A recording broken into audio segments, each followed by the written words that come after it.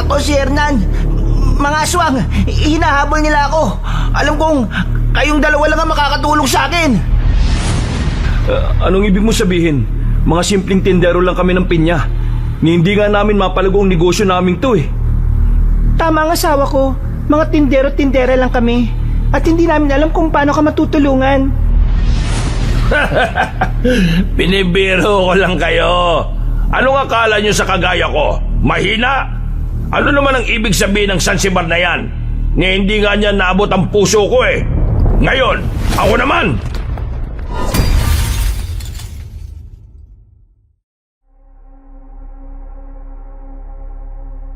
Gusto ng magbagong buhay na mag-asawang Mauro at Agnes, kaya hindi na nila binalikan ang dati nilang nakagawian. Kaya naman nakontento na lang ang mag-asawa sa pagtitinda ng pinya. Ngunit tila ang kapalaran na rin ang nagpapabalik sa kanila sa dati nilang gawain. Magandang araw sa inyo, kabanong. Tawagin niyo na lamang ako sa pangalang Monching. Dahil uli lang lubos na, ang tiyo Mauro at tiya Agnes ko na ang tumayong mga magulang ko.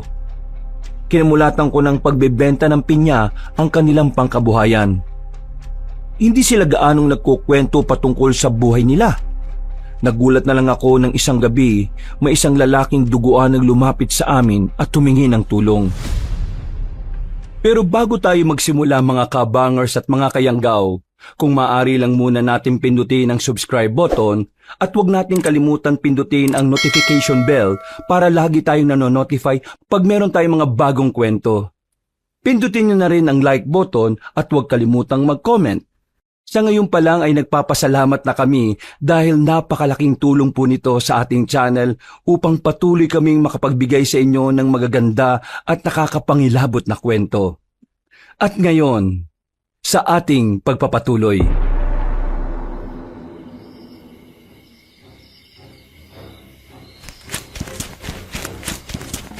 Tulong! Tulungan niyo ako! Tulong! Tulungan niyo ako! Hinahabol ako ng mga aswang! Papatayin nila ako! Sino ka? Bakit naliligo ka sa sarili mong dugo? Ako si Hernan. Mga aswang, hinahabol nila ako. Alam kong kayong dalawa lang ang makakatulong sa akin. Anong ibig mo sabihin? Mga simpleng tindero lang kami ng pinya. Hindi nga namin mapalago ang negosyo namin to eh. Tama ang asawa ko. Mga tindero-tindera lang kami. At hindi namin alam kung paano ka matutulungan. Huwag na kayong magkaila. Kilala ko kayong dalawa. Kala ba ninyo matatakasan nyo sila? Diyan kayo nagkakamali. Ha? Anong ibig mo sabihin? Sino ka ba talaga? Kung totoo man ang sinasabi mo na hinahabol ka ng mga aswang, nasan sila?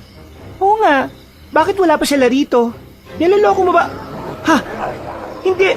Mauro, may mga paparating. Maganda kayo. Mga aswang ang mga yan. Agnes, pakikuha mo yung minasbad natin. Ikaw na malalaki. Magtago ka rito at kami nang bahala sa kanila. Sige Mauro, sandali lang. Tiyo, totoo po ba?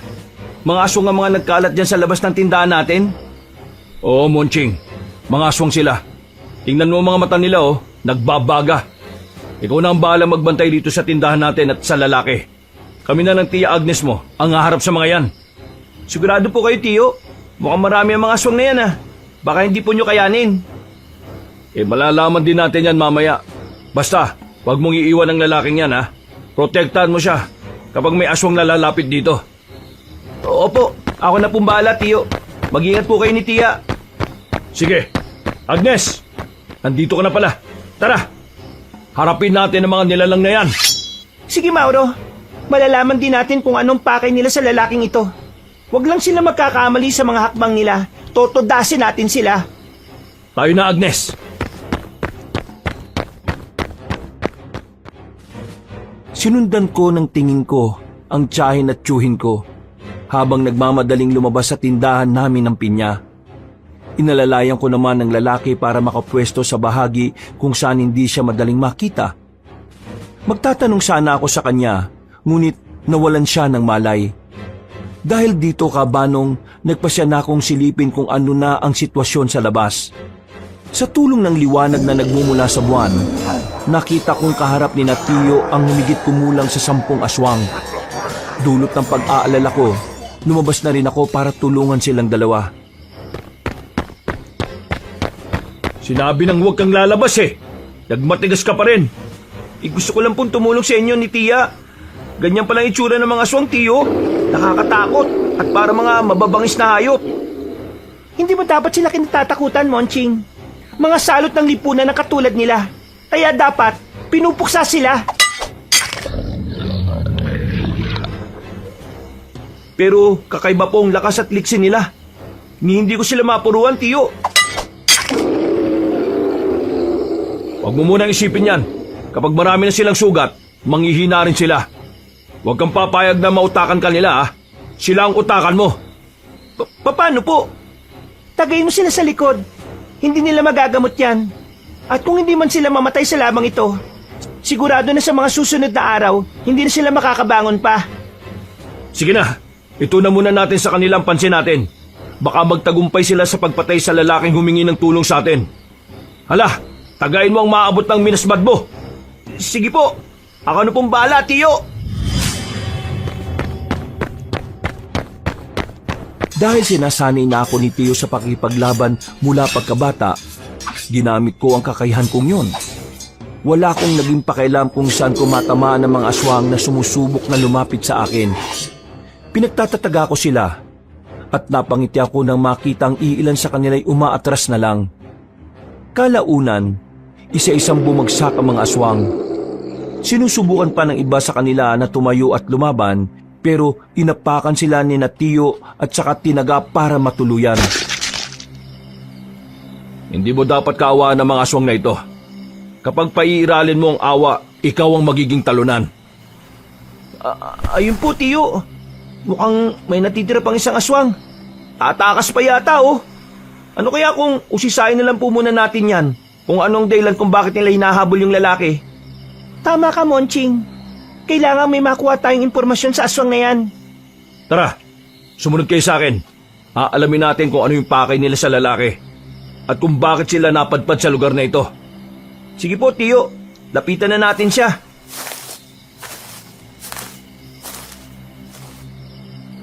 Hoy, ikaw! Aswang! Anong pakay niyo sa lalaking tinutugis ninyo? Anong kasalanan niya sa inyo? Magsalita ka! Huwag kang maging pipi, ha? Kanina, tapang-tapang mo. Sigaw ka ng sigaw. Pero ngayon, parang umurong na rin pati ang dila mo. Parang ayaw po niya talaga magsalita, Tiyo, oh. Wala tayong mapapala sa kanya kung ganyan. Lahat ng mga kasama niya, wala ng buhay. Kung ayaw naman niyang magsalita at sumagot sa tanong natin, alam na ninyo kung ano ang dapat sa kanya. Monching, gusto mong ikaw mismo ang tumapos sa aswang na ito? Pero, Tiyo, Huwag mong kaawaan ng aswang na yan. Marami pa siyang mabibiktima kung hahayaan natin siyang mabuhay. At panigurado, kung mambibiktima man siya, hindi rin siya maaawa ron. sige, Monching. Tayo ang mga berdugo ng aswang. At hindi ka dapat matakot na pumatay ng mga kauri nila. Hala, sige na! Napatango ko kina Tia at noon din, tinaga ako sa liig ng aswang. Nung una, nanginig ang mga kamay ko, Kabanong. Pero nang ikalawang beses kong tagain ang nilalang, doon ako nakaramdam ng kakaiba. Dahil nakita kong buhay pa rin siya, minabuti kong ulitin ang pagtaga ko hanggang sa hindi na siya humihinga. Napatakip naman sa balikat ko ang Tiyo Mario ko dahil sa ginawa ko. Yan, ganyan nga pamangkin. Ang mga kagaya nila ay dapat na pinapatay. Wala silang lugar rito sa mundo dahil mambibiktima lang sila ng mga inosente. Sige po, Tiyo. Ano pong gagawin natin sa mga katawan ng aswang na ito? Mas mabuti siguro kung sunugin natin ang mga ito. Hindi naman madaling maamoy yan dito kasi medyo may kalayuan ng ibang bahay. Ang problema lang natin, daanan ng ibang tao ang bahaging ito. Baka mapansin nila ang gagawin natin. Hindi naman siguro. Sige, ganito na lang. Doon na rin natin itapon ng mga balat ng pinya para isipin nilang mga basura lang ang itinapon natin at sinusunog natin. Opo, mas mabuti nga po kung ganon, Tia. Para hindi na sila maghinala pa. Monching, pakitulungan mo muna ako para mas madaling matapos. Agnes, balikan mo na muna yung lalaki sa loob ng tindahan. Baka kung napano na siya. Sige, Mauro. Mauna na ako sa inyo, ha. Mag-iingat kayo. Baka may iba pang aswang na umaaligid dito. Sige lang, kami nang bahala ni Monching sa kanila kapag may natitira pa rito. Oo nga po, Tia Agnes. Hindi ko pababayaan si Tiyo rito.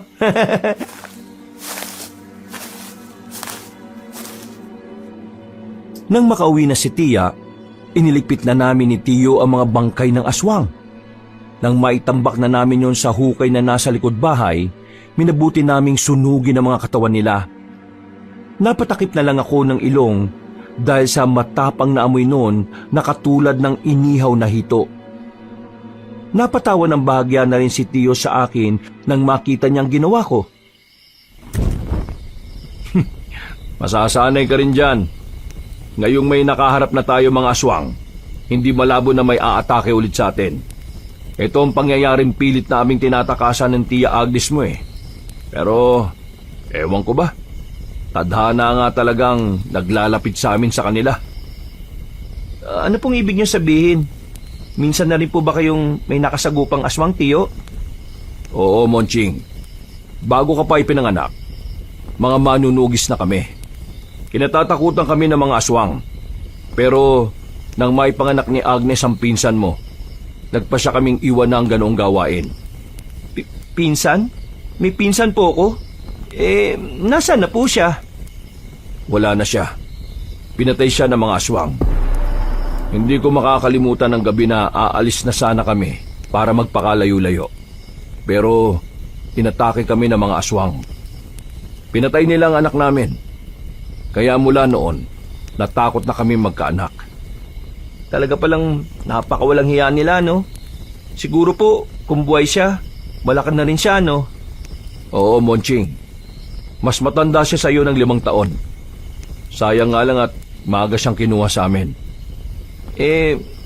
Nasaan na po ba yung mga aswang na gumawa nun sa pinsan ko? Hindi ko alam eh.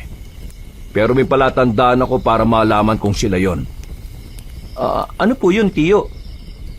Sa susunod ko na sasabihin sa iyo, Monching. Sa ngayon, mas mabuting bumalik na tayo sa tindahan. Alamin natin kung ano ba talaga ang nangyari sa lalaking yon. Ay, o nga, no? Sige po, Tiyo. Mas mainam pa ngang bumalik na muna tayo ron.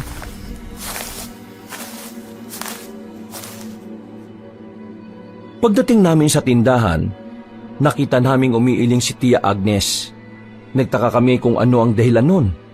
Pero nang ibaling namin ni Tiyo ang pansin namin sa dugo ang lalaki, nalaman naming tuluyan ng nalagutan ng hininga ang nasabing lalaki. Sa kadahilanang yon, minabuti namin ni Tiyo na magukay na lang ng libingan para sa kanya upang doon na siya ilibing. Pagkabalik namin sa tindahan, tinapos namin ang pagliligpit doon saka umuwi na rin sa bahay na hindi rin naman kalayuan doon. Ano kaya ang pakay ng mga aswang sa lalaking yon, no? Yan ang hindi natin alam. Kung buhay lang sana siya, mauusisa natin siya kung ano talaga nangyari. Baka naman po may kasalanan siya sa mga yon, kaya siya tinutugis. Posible yung sinasabi mo. Pero sa palagay ko may mas malalim na rason sila. Hindi bali na. Ang importante sa ngayon hindi nila tayo babalikan. Hindi naman talaga tayo kasali sa gulo nila eh. Oo nga po, Tiyo. Tsaka wala rin naman tayong alam kung ano talaga yung nangyayari sa kanila eh. Huwag lang sila magkakamali na bumalik dito. Titiyakin natin na malalaman natin kung sino ang pinuno nila. At baka malaman natin kung sino pumatay sa anak natin. Malapit na rin nating matuntun kung saan naglulungga ang mga aswang na yon. Manda sila kapag napatunayan natin kung sino ang may sala. Paano po ninyo malalaman kung sila nga yun? Ano po yung palatandaan nyo? Ang kwintas sa may 3 ngipin ng tao. Yan ang palatandaan namin. Sandali, ipapakita ko sa'yo. Nang makuha ni Tia Agnes ang sinasabi niyang kwintas, agad niyang ipinakita sa akin. Napalunok na lang ako ng laway ko nang malamang totoong ngipin nga ng tao ang naroon sa kwintas. Ipinaliwanag naman ng Tiyo ang patungkol sa kwintas. Kaya kahit papaano, nasagot ang mga tanong sa isipan ko. Yan ang kwintas na nakita namin malapit sa katawan ng pinsan mo. Siguradong pagmamay-ari ng mga aswang yan. Ang hindi ko lang alam kung anong uri sila at kung saan sila nagkukuta. Ano po kaya kung hanapin natin sila, Tiyo? Hindi madali ang sinasabi mo, Monching. Napakadelikado niyan. Hindi natin alam kung gaano kalakas ang magiging kalaban natin. Pero huwag ka mag-alala. Matutuntun din natin sila. Sa ngayon, ituon na lang muna natin ang ating pansin sa pagtitinda ng pinya. Tama ang Tiyo mo. Sila na mismo ang kusang magpapakita sa atin kagaya ng nangyari ngayon. Pagkakataon lang ang hinihintay natin para malaman kung sino ang pumatay sa pinsan mo at kung saan sila nagkukuta. Oo.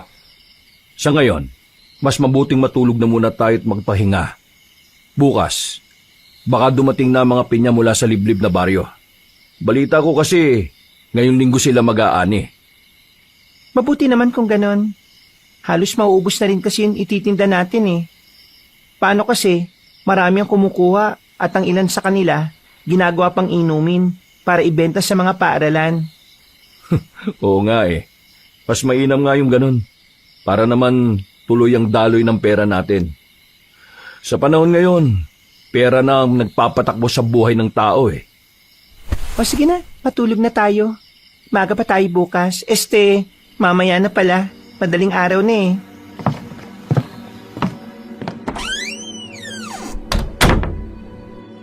Nagkasundo kaming tatlo na magpahinga na muna. Dumaan naman ang mga araw at naging abala kaming tatlo. Dahil marami ang bumibili, hindi na nila nagawa pang isipin ang patungkol sa nangyaring paglusob ng mga aswang. Ang ipinagtataka lang nila, Tiyo, halos lumipas na ang 2 linggo pero hindi pa rin nakakarating ang mga pinyang dadalin sana sa kanilang tindahan. Ano kaya nangyari kina Felipe? Bakit kaya hanggang ngayon, wala pa rin ang mga pinya nila? Aba malay ko, baka sa iba na nga nila ibinenta yun eh. Baka may bumili sa kanila na mas mahal nun. Nangako naman po sila sa atin na sa atin ibebenta, di ba? Yan nga rin ang una kong inisip eh. Pero malay natin, negosyante rin ang taong yun eh. Kung saan siya makakatubo ng malaki, dun siya. Alam nyo, hindi maganda ang kutob ko eh. Pakiramdam ko may masamang nangyari sa kanila. Baka nilusob sila ng mga tulisan at kinuha ang mga paninda nila. Liblib ang baryo nila at medyo malapit sa bundok. Hindi malabong mangyari yun. Ano naman kaya kung puntahan natin ang baryo nila para malaman po natin kung ano talaga nangyari? Oo nga no. Pwede natin silang puntahan para alam natin kung ano ang totoong nangyari. Ano naman po ang gagamitin natin sa sakyan papunta ron? Panigurado na mahirap ang daan doon. Mas mabuti siguro kung manghiram muna tayo ng kangga at saka kalabaw sa kanayo natin. Kina Mang Berting. Oo, mas mainam nga yung naisip mo, Agnes. Babayaran na lang natin sila kapag nakauwi na tayo rito. O sige, ako nang pupunta ron para manghiram. Hindi naman sila siguro tatanggi. Sana. Pero bukas na ng madaling araw tayo aalis dito. Aabutin tayo ng gabi sa daan kapag ngayon tayo pumunta ron eh. May kalayuan din naman yon, hindi ba? Oo siya, sige. Mahirap na rin at baka may haharang pa sa atin sa daan.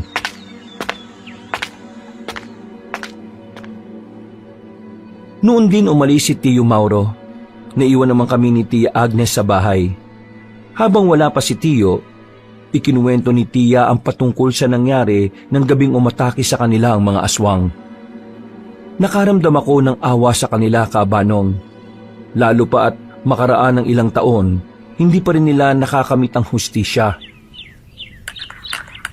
Kung hindi lang sana nila pinatay ang anak namin, ang pinsan mo, sigurado na sanggang dikit kayong dalawa. Hindi na naman nagkakala yung edad ninyo eh. Oo nga po. Yan din nga po yung sabi sa akin ni Tio eh. Siguro kung buhay siya, baka nga po hindi na ninyo ako inampun eh. Ano ka ba naman? Pamilya ka namin kaya hindi ka namin pababayaan. Parang anak na nga rin ang turing namin sa'yo eh. Basta po, Nakakaya naman po siguro kung isisiksi ko yung sarili ko sa inyo. Teka, ano po ba talaga yung nangyari kina nanay at tatay? Halos wala po kasing kinukwento si Tiyo sa akin eh.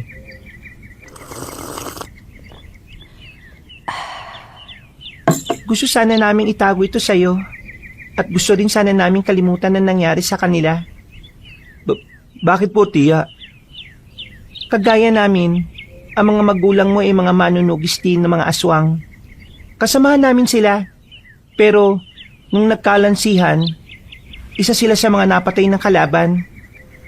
Lansihan po? Ano pong ibig sabihin nun? Tinraidor kami ng isa naming kasama. Sinabi niya sa amin kung saan nandoon ang kuta ng isang pinunong gabunan. Yung pala, nakahanda na ang mga kalaban namin. Nasan po yung pinunong gabunan na nakalaban ninyo? Napatay na namin siya sa mismong araw ng sagupaang yon. Pero ang balita ko, may isa siyang anak na nakatakas mula sa amin. Hindi po kaya yun ang gumawa ng hakbang para patayin ng pinsan ko? Nasaan na po kaya siya ngayon, no? Yan din ang duda namin ng tiyuhin mo. Ilang taon naming hinanap ang aswang na yon pero hanggang ngayon, hindi namin siya matagpuan. Natigil ang pag-uusap namin ni Tia nang marinig namin ang boses ni Tio Mauro sa labas ng bahay. Pinuntahan namin siya at nakita naming hila niya ang kalabaw na meron ding hinihilang kangga. Inutusan ako ni Tio na bigyan ng makakaing dahon ng kalabaw. Agad ko namang sinunod ang sinabi niya. At nang matapos kong gawin yon, bumalik ako sa loob ng aming bahay. Nang marinig kong nagkukwentuhan sila Tio at Tia, napahinto ko sa kami na buting makinig na muna sa kanila. Kailangan mahanap na natin ang aswang na yon. Panahon na siguro para maningil tayo. Pero hindi pa natin talaga alam kung saan siya naglulungga. Isa pa, dalawa lang tayo. Baka kung ano pa mangyari sa atin kung susugot tayo ron.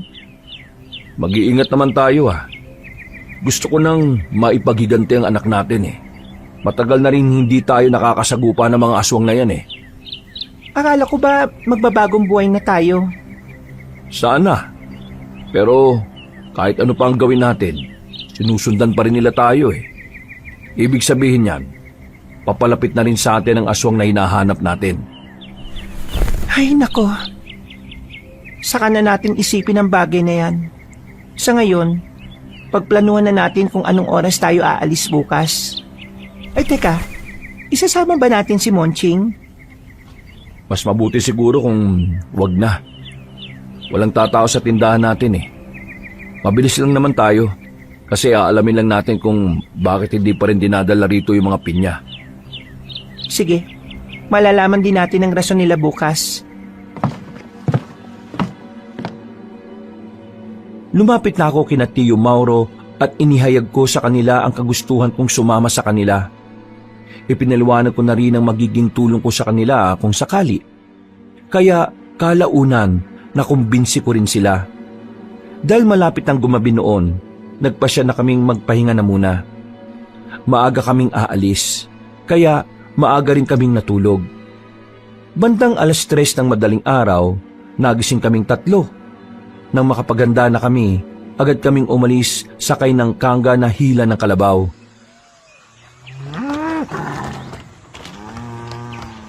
Mauro, natatandaan mo pa ba yung bahay nila? Medyo limot ko na kasi Halos 1 taon na rin tayong hindi nakakapunta ron. Oo, tanda ko pa. Pero kung sakali man na marami nang nagbago ron, magtatanong-tanong na lang tayo sa ibang tao. Mas mainam na yan na nga lang ang gawin natin. Kahit na magtatanong tayo, kailangan natin mag-ingat sa kanila.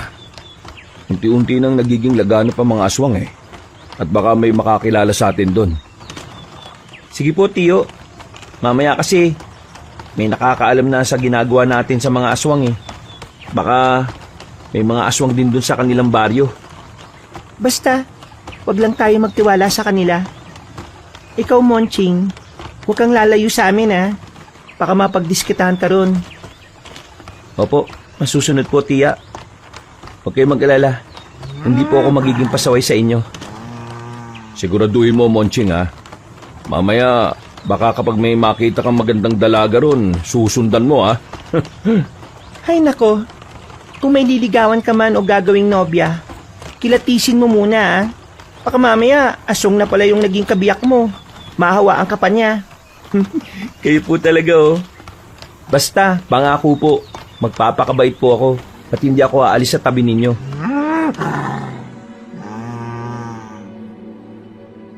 Hindi na namin alam kung ilang oras ang naging biyahe namin, Kabanong. Medyo tirik na ang araw na makarating kami sa liblib na baryo.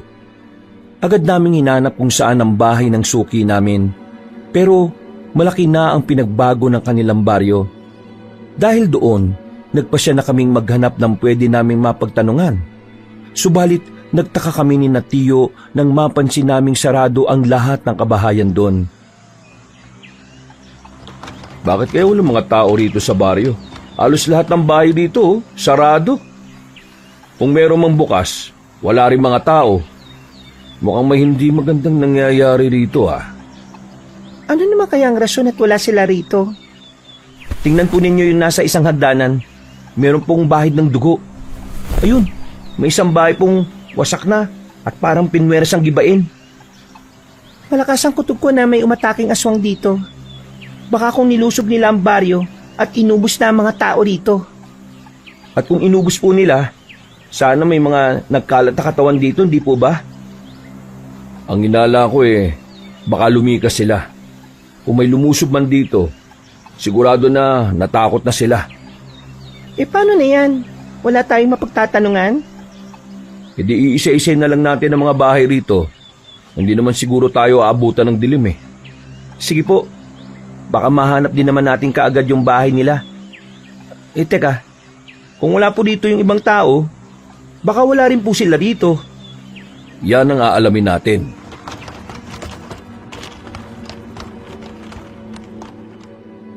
Hinanap namin ang bahay ng pinapakyawan namin ng mga pinya. Kalaunan, naalala ni Tiyo kung saan banda ang tirahan ng mga yun. Kaya doon na kami dumiretso. Nanlumo kaming tatlo nang makita naming sira rin ang bahay nila. May mga bakas din ng dugo sa sahig at dingding nila. Nakita rin namin doon ang 3 kangga na may kargang mga pinya. Kaya naisip namin baka dadali na sana nila yon sa amin. Hindi maganda ito. Sigurado ko na nagsisimula ng maggasik ng lagim ang mga aswang. Ano nang gagawin natin ngayon?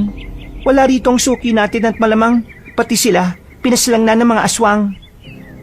Tiyo, Tiya, tingnan po ninyo yung nakasabit sa hagdanan ng bahay nila oh. Teka, parang kwintas yan At parang kawig po nung ipinakita nyo sa akin. Oo nga no. Sinasabi ko na nga malapit na tayo sa mga aswang na yan. Sandali, kukunin ko yung kwintas na yan. Kung ganon, ang grupo ng pumatay sa anak natin at ang umatake rito ay iisa lang. Sino kaya ang pinuno nila? Walang iba yan kung hindi ang anak ng pinunong gabunan na pinatay natin dati. Ano na pong gagawin natin, Tiyo? Dahil sa tagal na paghahanap natin ng bahay na ito, halos malapit na pong lumubog ang araw oh. Tayo na. Kinakailangan natin makalis tayo rito bago pa dumilim. Hindi natin alam, baka may mga gumagala na palang aswang dito. O baka naman gagawin na nilang kuta ang baryong ito. Tara na, bago pa nila tayo makita rito. Sapat nang nalaman natin ang posibleng nangyari at ang koneksyon ng mga aswang na sumugod dito sa mga pumatay sa sanggol natin.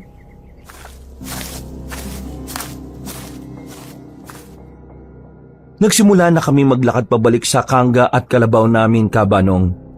Akmang sasakay na sana kami roon nang may makita kaming isang matandang lalaki. Nakatingin siya sa amin, kaya napangiti kaming 3 sa kanya. Habang papalapit siya, may napansin akong kakaiba sa kanya. May nakita akong puting liwanag na nakapaligid sa kanyang katawan. Hindi na sana ako pupunta rito. Maamoy nila kayo at masusundan. Sino nila po ang tinutukoy ninyo, mga aswang po ba? Tama ka. Mga aswang. Inatake nila ang buong nayon at pinatay ang mga taong ayaw magpayangkaw sa kanila. Kung ganun po, Halos lahat ng mga tao dito ginawa na nilang aswang. Kaya po pala walang mga tao sa kabayan at may mga bahid ng dugo na nasa ibang bahay. Tama kayo. Halos lahat ng taga rito, ginawa na nilang aswang. Kayo po, bakit po kayo nandito? Baka po isa rin kayong aswang Kung isa akong aswang, di sana'y inatake ko na kayo. Kahit na hindi pa lumulubog ang araw. Sino po ba kayo? Bakit po hindi kayo sinaktan ng mga aswang? Hindi ako taga rito. Ako si Tandang Judiel. Kagabi, gusto ko sanang tulungan ng mga tao. Pero nang makita kong isa sa kanila, naisip kong baka hindi ko kayanin. Matanda na ako. At ang kakalabanin ko ay mga nilalang na may kakaibang lakas at liksi. Ano po ginagawa niyo rito? Taga saan po ba kayo? Doon ako nakatira sa bundok. Bumaba lang ako rito para sana magbigay ng babala sa mga taga-nayon. Ngunit nahuli ako ng dating. Kaya kayo, kailangan niyong mag-ingat. Mag-ingat po sa mga aswang? Tama ka, binata. Papalapit na ang kabilugan ng buwan at sigurado na mas magiging agresibo pa sila. Teka, bakit hawak mo ang kwintas na yan? Huwag niyong sabihin na mga aswang din kaya. Nako, hindi po. Nakita namin ang kwintas na ito sa bahay ng suki namin. Malamang, naiwan ito ng aswang. Ang kwintas na yan, pagmamayari yan ng mga angka ng aswang na mababagsik. Teka, patingin nga yan. Napailing si Tandang Judiel. Ilang beses pa niyang binusisi ang kwintas hanggang sa may ipinakita siyang marka sa amin. Napakunot noon naman ako nang makitang may maliliit na ukit pala sa kwintas na yon. Kaya napatanong na ako patungkol doon. Agad namang tumugon sa akin ang matanda at nandilat ang mga mata namin sa aming nalaman. Ang kwintas na ito ay suot ng isang sinaunang aswang. Ibig sabihin, malakas ang tsansa na pagmamayari ito ng isang pinunong aswang o kung hindi man ay isa sa kapamilya niya. Kung ganun posible na pati ang pinuno ng mga aswang ay kasama sa mga umatake rito? Na siya rin pumatay sa anak namin? Pwes, mas madali niya kayong matutuntan. Alam po ba ninyo kung saan sila nagkukuta, Tandang Judiel? Yan ang hindi ako sigurado. Pero sa bandang kanluran ng bundok na makikita ninyo mula rito, may mga kalansay ng tao roon. Malamang malapit lang doon ang kuta nila. Tiyo, ano kaya kung puntahan natin ang bahaging yun ng bundok? Baka naroon nga sila. Mabibigyan na natin ng hustisya ang pagkamatay ni Pinsan. Huwag ngayon, Monching. Malapit na ang kabilugan ng buwan. Mas malakas sila at mas maliksi. Maghintay tayo ng tamang oras para dyan. Sa ngayon, mas maigi kung umuwi na muna tayo. Unti-unti nang dumidilim ang paligid Gagabihin tayo sa daan nito Siya, sige. Mag-iingat kayo. Nakarating na kayo rito at may iwan ang amoy din niya. Mas madali sa kanila ang mahanap kayo. Hindi kami natatakot sa kanila. Sila pa nga po ang dapat na matakot sa amin Alam ko kung ano kayo. At alam ko rin kung ano ang mga ginawa ninyo. Matagal ko na kayong nakikita. Pero ngayon lang ako nagkaroon ng pagkakataon na lapitan kayo. Teka, paano po ba ninyo nalaman ang patungkol sa amin? Sino po ba kayo talaga? Hindi na importante ang bagay na yan. Sa ngayon, gusto kong malaman ninyo na hindi lang karaniwang aswang ang kalaban ninyo. Siya ay nahahanay sa mga sinaunang aswang na kung tawagin ay Baratungaw. Baratungaw? Paano po nangyari yun? Malakas ang kutob namin na anak ng pinunong gabunan na pinatay namin ang namumuno sa kanila ngayon Tama ka. Pero ang kanyang ina ay isang Baratungaw.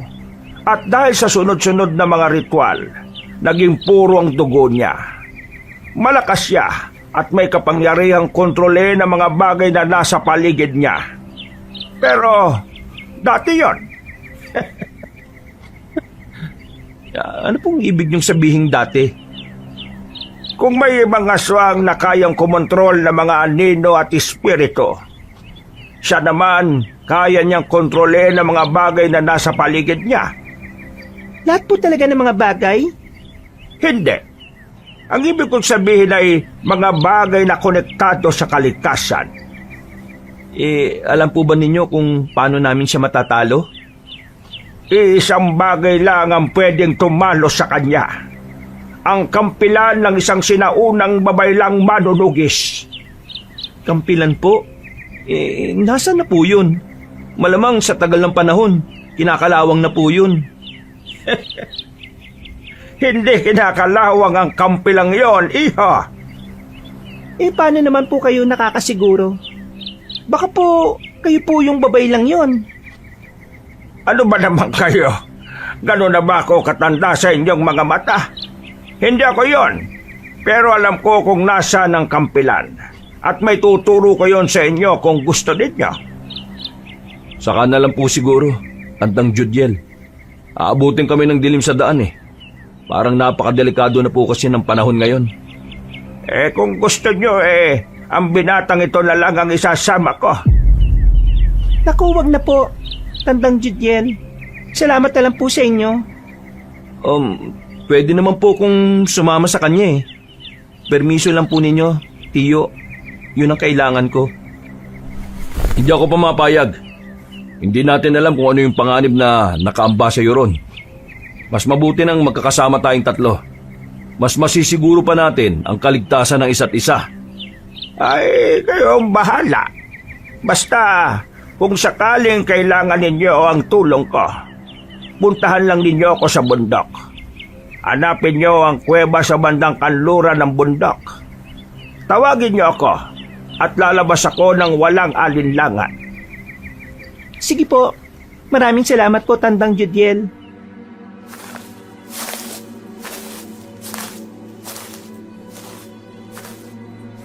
Matapos ng mahaba naming pag-uusap kasama ang misteryosong matanda, nagpasya na kaming sumakay sa kangga at nagsimulang bumiyahe pabalik sa aming baryo. Dahil maliwanag ang buwan, hindi kami nahirapang baybayin ng daan pauwi. Hindi na rin namin naiwasang pag-usapan ang patungkol sa nangyari sa baryo ng suki namin, pati na sa misteryosong matanda na nakausap namin. Naniniwala po ba kayo sa mga sinabi ng matandang yon? Para kasing napakarami niyang lihim na tinatago eh. Yan din ang iniisip ko. Kaya rin hindi ako pumayag sa gusto niya eh. Kasi wala akong tiwala. Malay natin, baka siya pa yung pinuno ng mga aswang eh. Oo nga, yan din ang iniisip ko kanina. Baka gamitin pa niya si Monching laban sa atin. Hindi naman po ako papayag sa gusto niya. Baka siya pa yung patayin ko. Kahit na, Monching, iba pa rin kung nag-iingat tayo. Hindi natin siya kilala. Sa panahon ngayon, tatlo lang tayo ang kailangan magtiwala sa isa't isa. Tama ang Tiyo Mauro mo. Wala tayong ibang dapat na pagkatiwalaan. Baka may masamang mangyari sa atin eh. Minsan na kaming tinraidor at hindi namin papayagan na mangyari ulit yon. Naintindihan ko po kayo, Tiyo Mauro.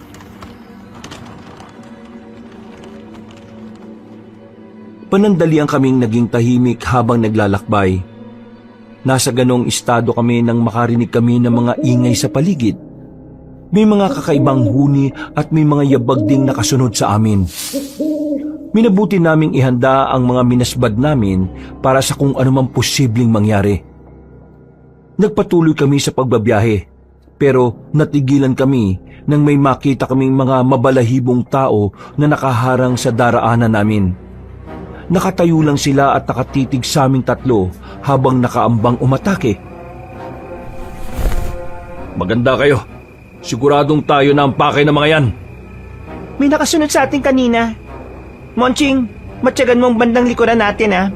Sigurado na may aswang din na magmumula dyan. Sige po, Tia. Ako na pong bala.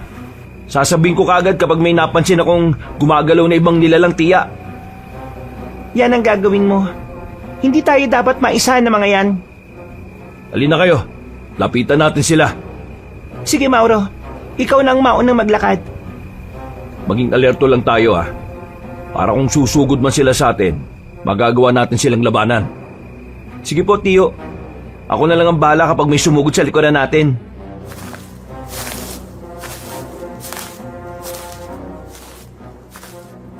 Bumaba kami sa kangga saka nagsimulang lumapit sa mga aswang. Marahang kaming humakbang para lapitan sila. Pero nakailang hakbang pa lang kami nang umangil ang mga aswang na nasa unahan namin. Kasunod noon, may huminto rin sa likuran namin. Napalingon ako at napalunok ng laway nang makita ko ang 10 aswang na naroroon. Tiyo, mga 10 aswang ang nasa likuran natin. Kung ganon, mga nasa 20 ang magiging kalaban natin. Medyo marami po. Makakaya po ba natin sila? Oo, makakaya natin. Basta magtutulungan tayong 3. Huwag tayo mag-iwaiwalay. Kailangan bantayan natin ang isa't isa para hindi tayo maisa na mga yan. Sige, mas mabuti pa nga yan. Yan na! Mukhang atake na sila sa atin. Hindi na kami nakapagsalita pa ni Tia Agnes nang biglang sumugod sa amin ang mga aswang na nasa harapan. Dahil sa pangambang baka may aatake sa amin, itinuon ko ang pansin ko sa bandang likuran. Nasa ganoong sitwasyon ako nang marinig ko ang sigaw ni Tia. Napalingon ako sa kanila at nang makita kong pinagtutulungan sila ni Tiyo, nagpasya na rin akong alalayan sila. Sumugod ako sa ibang aswang na kumukuyog sa kanila at walang pagdadalawang isip na pinagtatataga ko sila. Monching, protektahan mo ang tiyahin mo. Ilalayo ko ang ibang aswang sa inyo para mahati ang kanilang grupo. Sige po, Tiyo. Mag-iingat ka, Mauro. Kapag sumugod dito mga nasa likuran namin, kami na rin bahala ni Monching. Sige, mas mabuti pang ang yan ang gawin ninyo para mauna kong maubos ang mga nasa harapan natin.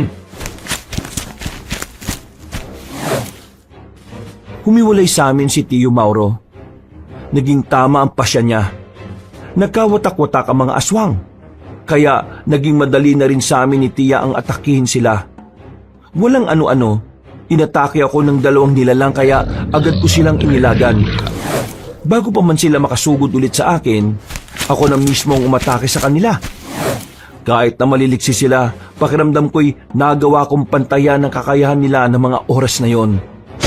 Kalaunan, napabagsak ko ang 2 nilalang at upang masigurong hindi na sila makakabangon ulit, tinaga ko sila sa leeg.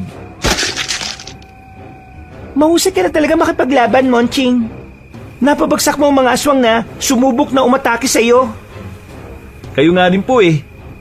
Teka, si Tiyo. Hala, wala na siya rito. Baka po tinangin na siya ng mga aswang na nasa likuran natin ha. Ayun, kinakalagtan nga siya. Tulungan mo ako. Kailangan natin siya iligtas. Patakbo kami lumapit sa mga aswang. Naisip kong baka kinuyog siya ng mga aswang kasama na ang mga nakapwesto sa bahaging dinaraanan namin. Pagkalapit namin sa kanila, napaangil sila at inabahan kaming susugurin. Napasigaw naman si Tia para balaan ng mga nilalang. Napangisin naman ang mga yon at buong lakas na itinulak si Tiyo Mauro. Maswerte lang kayo dahil biniglaan niyo ako. Kung hindi, baka kung naubos ko pa kayo. Bibigyan namin kayo ng pagkakataong mamili. Aalis na kayo rito o dito na kayo mamamatay? Tiyo, ayos ka lang po ba? Oo, nagkataon lang na kinuyog nila ako eh. Nakampante kasi ako na nakabantay kayo sa ibang aswang. Nagulat na nga lang kami nang marinig namin ang sigaw nyo eh. Hindi pala kami ang punteriyan nila. Kayo po pala. Natigilan lang ang pag-uusap namin nang sumugod sa amin ang mga nilalang. Dahil katabi ni Tia si Tiyo Mauro, ako na ang mismong sumalubong sa kanila. Pagkalapit sa akin ng 3 aswang, walang takot ko silang nilabanan. Ilang beses din nila akong nakalmot, pero hindi ko ininda ang kirot na nararamdaman ko. Ipinagpatuloy ko ang pakikipaglaban sa kanila.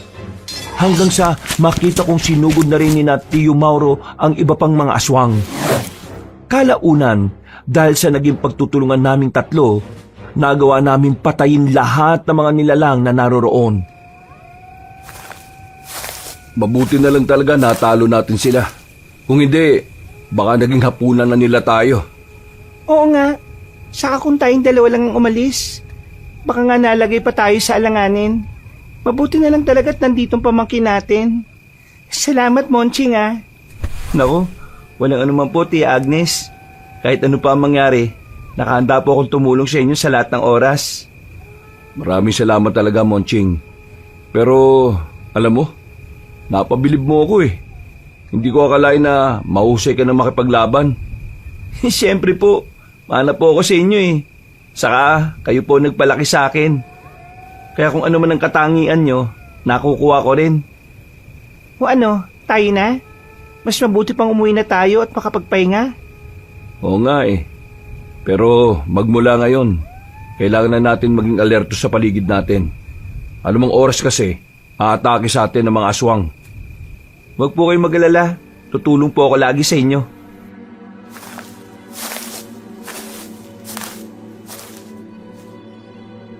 Nagpatuloy ang aming paglalakbay hanggang sa makauwi na kami sa bahay. Hanggang sa mga sandaling yon, detalyado pa rin sa isipan ko ang nangyari. Dulot na matinding pagod namin at dahil malapit na ring magmadaling araw noon, nagpasya na muna kaming magpahinga. Kinabukasan, naging laman ng usapan namin ang patungkol sa naging karanasan namin. Nabahala kaming tatlo dahil sa naging babala ni Tandang Judiel sa amin. Anumang oras, merong susugod na sa atin dito na aswang. Ang ipinagdarasal ko lang talaga, sana walang madami sa kanayo natin. Oo nga po, Tiyo.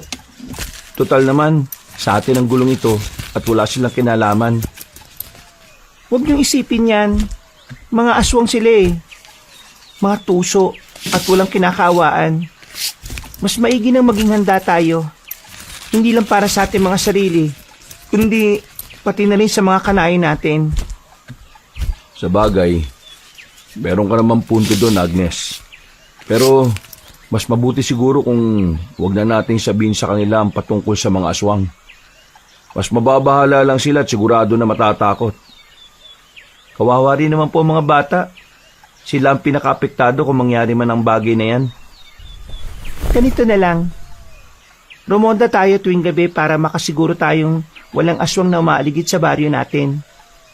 Yun, maganda pong naisip nyo, Tia. Sa ganyang paraan po, masisiguro natin ang kaligtasan ng mga tao dito sa atin. Simula mamayang gabi, magronda tayo. Teka, sandali lang, Monching. Meron akong ibibigay sa'yo. Ano po ba yun, Tiyo? Sa halip na sumagot, nagmamadali siyang pumasok sa kanilang silid. Sinundan ko na lang siya ng tingin at nang makabalik siya, may dala siyang maliit na bato na parang mga buto ng kung anong halaman. May hawak din siyang maliit na patalim. Napakunot-noo ako at agad na nag-usisa patungkol doon. Napangiti lang si Tia Agnes sa akin habang nakatingin sa naging reaksyon ko. Ito ang tinatawag na mutya ng ulikbangon. Ibabaon ko ito sa balat mo. Ano ka ba naman? Natakot mo pa eh. Para saan po ba yan, Tiyo? Ang mutya ng ulikbangon ay magbibigay sa iyo ng karagdagang lakas at ligsi sa katawan. Kapag may nakabaong ganito sa katawan mo, asahan mong hindi ka basta-basta mamamatay. Totoo po? Paano naman po ninyo nasabi? Napatunayan na po ba ninyo yan, Tiyo? Ay nako, maraming beses na, Monching. Ilang beses nang nalagay sa panganib ang buhay namin pero nakaligtas pa rin kami. Minsan nga, nag-aagaw buhay ako. Nilagyan lang nila ng tubig ang bulak, saka ipinatak sa bibig ko. Aba, napabangon ako kagad at nawala pati yung mga sugat ko sa katawan eh. Aba, nakakamangha naman po, Tiyo Mauro. Talaga? Marami pang bagay dito sa mundo na hindi hayag sa lahat ng tao at hindi lahat ay kailangang ilantad sa kapwa-tao. Kung ibabaon po ninyo sa balat ko yan, sige po, payag po ako. Wala akong pakialam kung masakit man o hindi. Gusto ko rin po niyan. Sige, halika. Maupo tayo ron malapit sa bintana. Ibabaw natin itong ulik-bangon sa balat mo. Sige po, tiyo.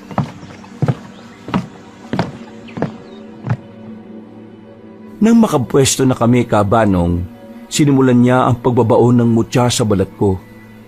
May mga inihabilin pa sa akin si Tio Mauro na kaagad ko namang isinaisip.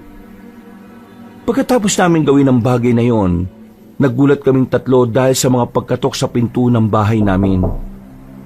Inakala ni na Tio na bibili yun ng pinya, kaya inutusan nila akong pagbuksan yon. Nagulat ako nang may isang batang sugatan ang bumagsak sa tapat ng pintuan. Dahil nawalan ng malay ang bata, pinagtulungan namin siyang ipasok sa loob ng bahay at pahigain sa mahabang upuan na gawa sa kawayan. Sino kaya ang batang ito? Ano nangyari sa kanya? Hindi ko alam pero malakas ang kutob ko na biktima siya ng kung anumang uri ng pang-aabuso. May mga sugat oh. Ang mas mabuti pa, hintayin na lang nating magising siya para mausisa. Siya lang ang makakapagkwento kung ano talaga nangyari sa kanya. O nga po, saka iba pa rin kung mula talaga sa kanya yung kwento. Pero teka, hindi maganda ang kutob ko sa batang yan eh. Hindi kaya pakawala siya ng mga aswang? Hindi naman siguro, Monching. Kung pakawala siya ng aswang, bakit may mga sugat siya? Saka kawawang itsura niya eh. Naisip ko rin yung naisip mo, Monching.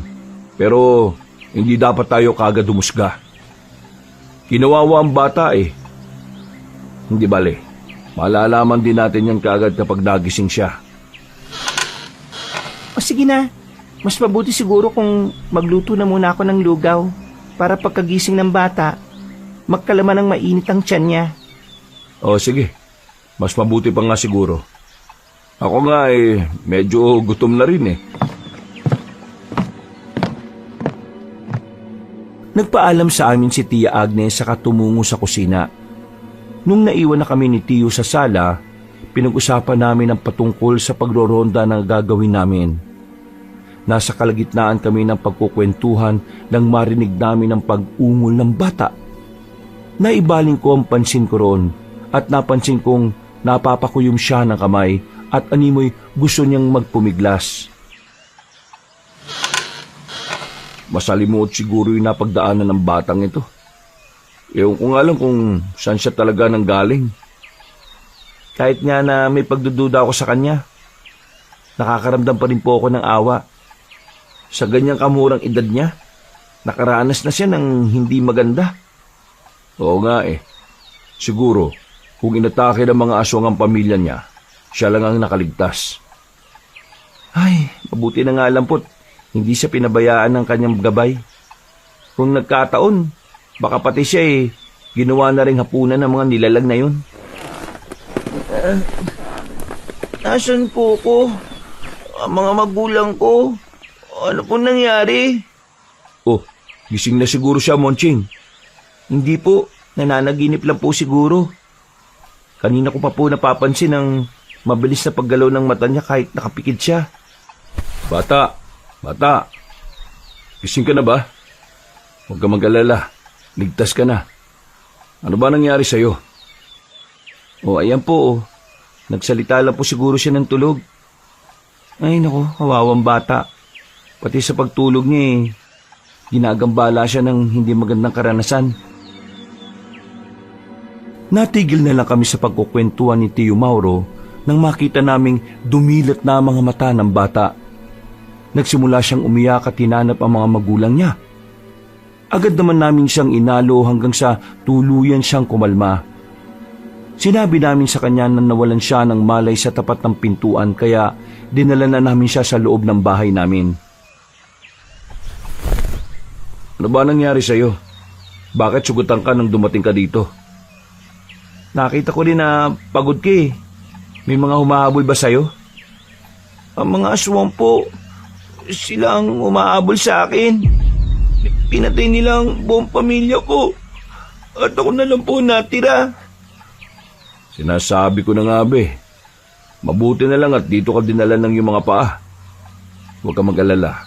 Ligtas ka rito, bata. Ano nga pala ang pangalan mo, ha? Ako po si Aladdin. Kayo po. Teka, may alam po kayo sa mga aswang? Ako naman si Monching. Siya ang tiyo Mauro ko. At ang tiyahin ko naman ay si Tia Agnes. Oh, Agnes. Nandito ka na pala. Luto na ba yung lugaw mo? Oo naman. Sandali lang at kukuha ko sa kadadalhin dito. Kailangan mapunan ng mainit na pagkain ng tiyan ng bata eh. O sige, mabuti pa nga. Maraming salamat po ha. Siguro kung hindi ako nakarating dito baka pinatay na ako ng mga aswang. Bakit ba pinatay ng mga aswang ang pamilya mo? Dahil po sa kampilan ni Mamay Soping. Gusto po nila makuha yun sa amin eh. Kampilan? Bakit? Gaano ba kahalaga yung kampilan na yun para tugisin nila kayo? Teka. May nabanggit sa atin si Tandang Judiel patungkol sa kampilan ha. Baka yan na yung hinahanap natin. Alam po niyo yung patungkol sa kampilan? Hindi, baka mga aswang din po kayo ha. Baka kung ano po yung gawin niyo sa akin. Aalis na. Oo, umalma ka lang. Hindi kami mga aswang, no? Kung hindi po kayo mga aswang, ano po kayo? Bakit po kayo may alam tungkol sa kampilan na hawak na iniingatan ni Lolo Judiel? Lolo mo yung matandang ermitanyo na yon? Opo, pero matagal ko na siyang hindi nakikita eh. At ang kampilan po na iniingatan niya ang gusto makuha ng mga aswang. Kung ganun, totoo ang sinasabi niyang kampilan ng sinaunang babaylang manunugis. Opo, ang may-ari nun ay ang ninuno namin si Mamay Suping. Teka po, saan po ba si Lolo?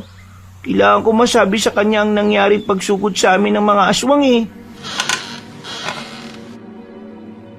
Napatitig ako kay Tio Mauro. Napansin ko ang kakaibang ekspresyon ni Aladdin. Kaya hindi na ako nakasagot sa kanya. Maging ang tiyuhin ko, hindi na rin tumugon sa kanya. Nabasag na lang ang katahimikan sa aming tatlo nang dumating si Tia Agnes. Minabuti na muna namin kumain. Nagpakilala kaming tatlo sa kanya. Nagsimula na ring magkwento si Aladdin patungkol sa naging buhay nila hanggang sa sinalakay sila ng mga aswang. Nagkwento rin siya patungkol sa Lolo Judiel niya. At kahit papano, may nalaman kami patungkol sa matanda. Magmula ngayon, dito ka na titira. Ligtas ka dito at hindi kami papayag na may masamang mangyari sa'yo. Kung sakali man na may sumugod na aswang dito, poprotektahan ka namin. Salamat po. Siguro dito ako dinala ng mga pako dahil alam ng Diyos na magiging ligtas ako sa inyo. O sige na, pagkatapos mong kumain, gagamutin natin ang mga sugat mo. May mga maliit na damit pa naman dyan si Monching. Ikaw na munang gumamit nun. May konting ipon na rin naman po ako ron. Hayaan mo, Aladdin, kapag may oras, mamili tayo sa bayan ng mga bagong damit mo. Talaga po, Kuya Monching? Oo, kaya magpalakas ka ha at magpagaling. Sige po. Basta maging mabait ka lang dito ha. Huwag kang lalayo sa bayat sa tindahan. Baka may mga aswang na makakita sa'yo at kung ano pang gawin nila. Teka po, bakit po ba marami kayong alam sa mga aswang na yan? Ano po ba kayo? Hindi ba na kailangan pang malaman pa? Siguro sa susunod, kapag nasaksihan mo na kung ano ang pwede namin gawin sa kanila. Nang matapos kami sa pagkain, minabuti namin na magpahinga na muna si Aladdin. Kaming tatlo naman, pumunta sa tindahan para magsimulang magtinda ng pinya. Naging ganun ang takbo ng aming buhay magmula noon. Minsan, tumutulong na rin si Aladdin sa amin. Kaya hindi na kami ganun kaabala sa trabaho. Makalipas ang ilang linggo, may napansin kami kay Aladdin. Madalas siyang binabangungot tuwing gabi. Naisip namin na baka dahil lang yun sa karanasan niya. Kaya kapag alam namin na sobrang takot niya sa nagiging panaginip niya, ginigising namin siya kaagad. Isang gabi, nagising kami sa ingay sa paligid namin. Mainit ang pakiramdam ko ah. Malamang may mga kalaban sa paligid. Mga aswang ang mga yan. May mga naririnig rin akong ingay ng ibong tiktik. Ano pong gagawin natin, Tiyo? Tiya? Teka, si Aladdin pala. Baka kung ano ang... Ha? Wala siya rito.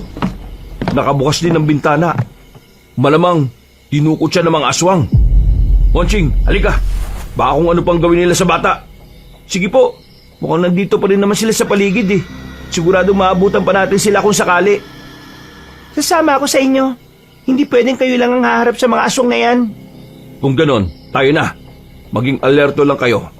At baka maisa nila tayo. Monching, kung sakaling nagsisimula na ang laban at kung makita mo si Aladdin, ikaw na bahalang sumagip sa kanya. Ha? Sige po, Tia Agnes. Kung makahanap ako ng pagkakataon at kung makikita ko si Aladdin, lalapitan ko kagad siya para iligtas. Bumaba kaming tatlo sa bahay at saktong lalabas na sana kami, narinig namin ang sigaw ni Aladdin na humihingi ng tulong. Sinipat ko ang paligid hanggang sa may makita akong dalawang mapupulang mga mata sa hindi kalayuan. Sa tulong ng malamlam na liwanag na mula sa sinag ng buwan, naaninag ko ang figura ng isang maitim na nilalang na merong katabing bata. Tiyo, nakita ko na kung saan banda si Aladdin. Hawak siya ng isang aswang. Sige na, puntaan mo sila at iligtas mo yung bata. Kami na ng Chino ang bahala sa ibang aswang na umaaligid dito. Sige na, Monching. Bago pa sumugod ang mga demonyong ito sa mga taga-nayon, kailangan masok na natin sila. Sige. Hindi rin natin kasi alam kung si Aladdin ba talaga yung pakay nila eh.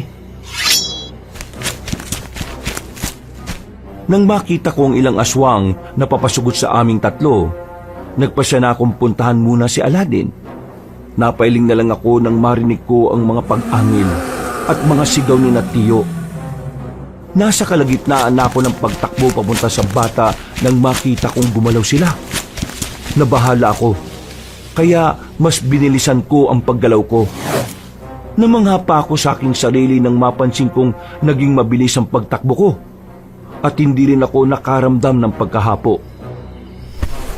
Paulam po ninyo ako! Ano po bang kailangan nyo sa akin, ha? Ang kampilan ng ninuno nyo, nasan? Ituro mo sa akin kung nasan! Hindi ko po alam kung anong tinutukoy nyo eh. Wala po akong alam dyan. Pakawalan nyo na po ko. Pakulan mo ang batang yan! Wala siyang alam sa sinasabi mo. Bakit ba siyang iniipit mo? Huwag kang makisali rito, binata. Baka ikaw pa ang mapagbalingan ko ng galit. Wala kang kinalaman dito. Bakit? Kaano-ano mo ba ang batang ito? Wala po akong alam sa sinasabi nyo eh. Kung gusto nyo, sa ibang tao, lugar nyo na lang hanapin yung sinasabi nyo kampilan. Pakawalan nyo na po ko. Hindi. Hanggat hindi nyo ibinibigay o itinuturo kung nasaan ang kampilan, hindi ko pakakawalan ng batang ito. Kung hindi ka rin lang naman madadala sa pakiusap, mas maiging daanin natin to sa pakikipaglaban. Inahamon mo ba ako? Hindi ako maaaring tumanggi dyan. Sige, pagbibigyan kita. Sige, lumapit ka ng gusto sa akin. Aladdin, bilis! Tumakbo ka na pauwi sa bahay. Isara mo na mabuti ang bintana at saka pintuan. Sige po, Kuya Monching. Pakaulam mo ako, aswang ka! Sige, takbo! Ikaw, binata, maghaharap tayo. Kapag napatay na kita, makukuha ko ulit ang bata at wala na lang magiging hadlang sa akin. Hinugot ko ang minasbad ko, Kabanong. Nang makita kong papalapit siya sa akin, walang pag-aalinlangan ko siyang sinalubong. Maliksi ang naging galaw ng aswang, pero nagawa ko ring mailaga ng pag-atake niya. Nasa kalagitnaan na ako ng pag-ilag ng kanyang atake nang bigla niya akong nilundagan. Nagpambuno kami sa isa't isa, pero habang tumatagal, pakiramdam ko'y hinihigop niya ang lakas ko. Gayunpaman, nagpatuloy ako sa pakikipaglaban sa kanya at hindi ko hinayaang matalo niya ako ng agaran. Anong akala mo? Madali mo ako matatalo. Diyan ka nagkakamali. Isa akong baratungao. At kahit anong gawin ninyo, hindi kayo mananalo laban sa akin. Kung ganun, totoong sinabi ni Tandang Judiel. Baratungaw nga ang pinuno ng mga aswang na nananalasa dito sa lugar namin. Judiel, kilala mo siya? At bakit mo ni siya kilala? Huwag mo sabihin na minsan ka na niyang natalo sa laban. Nagpapatawa ka ba? Isang ermitanyong yon sa hinahanap ko. Ngayon kakilala mo pala siya. Magagamit kita laban sa kanya at para maibigay niya sa akin ang kampilan. Diyan ka nagkakamali. Kahit anong gawin mo, hindi ako magpapagamit sa'yo. Mamamatay muna ako bago pa man mangyari ang bagay na yan. Hindi ako isang diwata ng mga kahilingan. Pero kung ganyan lang din ang hiling mo, malugod kong toto pa rin yan.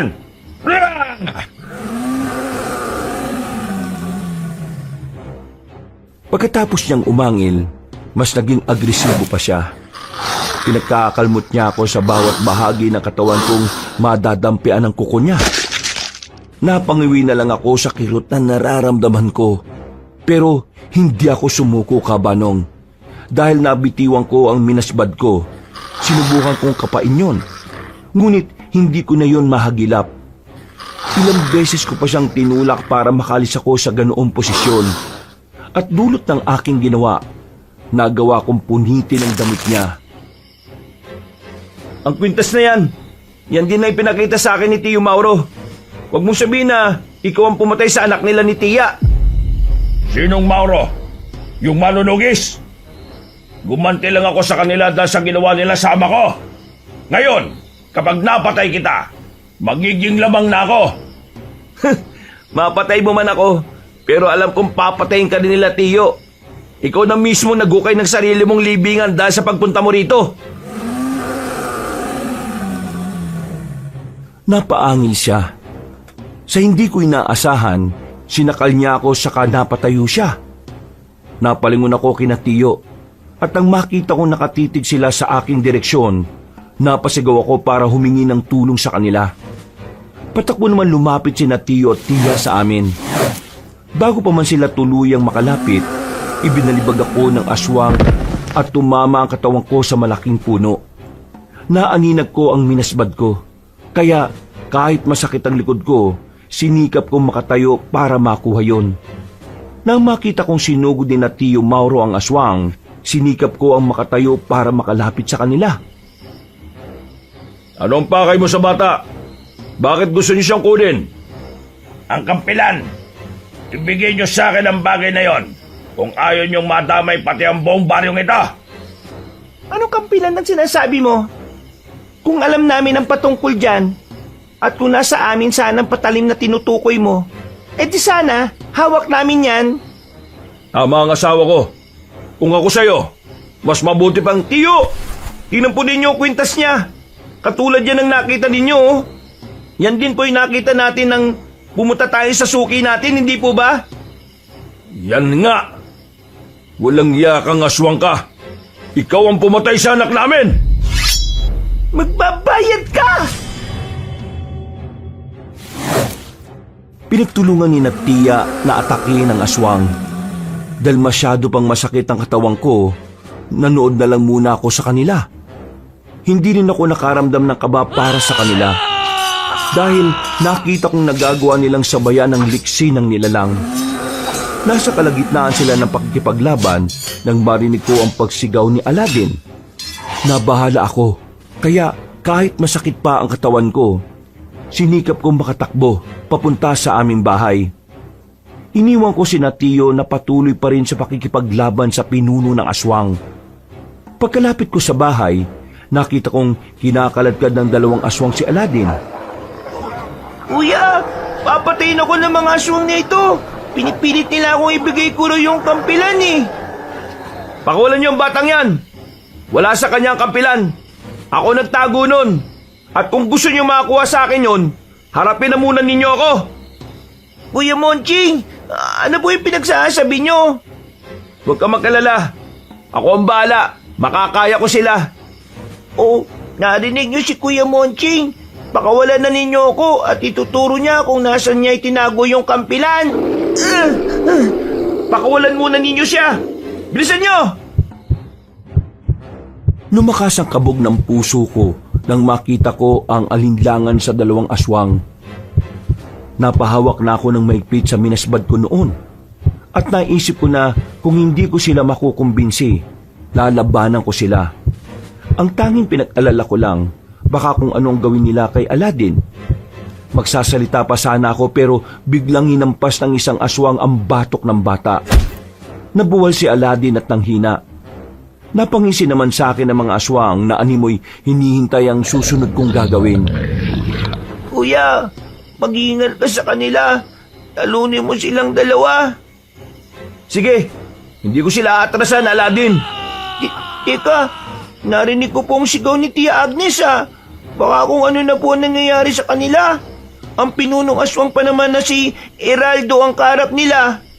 Sige, tatapusin ko muna ang dalawang ito bago ko balikan si Tia. Hindi ko pwedeng hayaan ang dalawang yan nasaktan ka o dukutin. Kuya, mukhang... Sige, halika kayong dalawa. Kahit masakit pa ang katawan ko, hindi ko kayo aatrasan. Umangil ang dalawang aswang. Alam ko na ang susunod na mangyayari. Kaya inihanda ko ang hawak kong minasbad. Sa isang pagkisap ng mga mata ko, sabay silang umatake sa akin. Hindi naman ako nagpatinag at kahit medyo limitado ang galaw ko, ginawa ko ang lahat para labanan sila. Nasa kalagitnaan na ako ng pakikipaglaban sa kanila nang biglang may maramdaman akong matigas na bagay na tumama sa batok ko. Napalingon ako roon. Napatimbagang ako nang makita ang gabrasong sangang tumama sa akin. Tuluyang nagdilim ang aking paningin at nawalan ako ng malay. Paggising ko,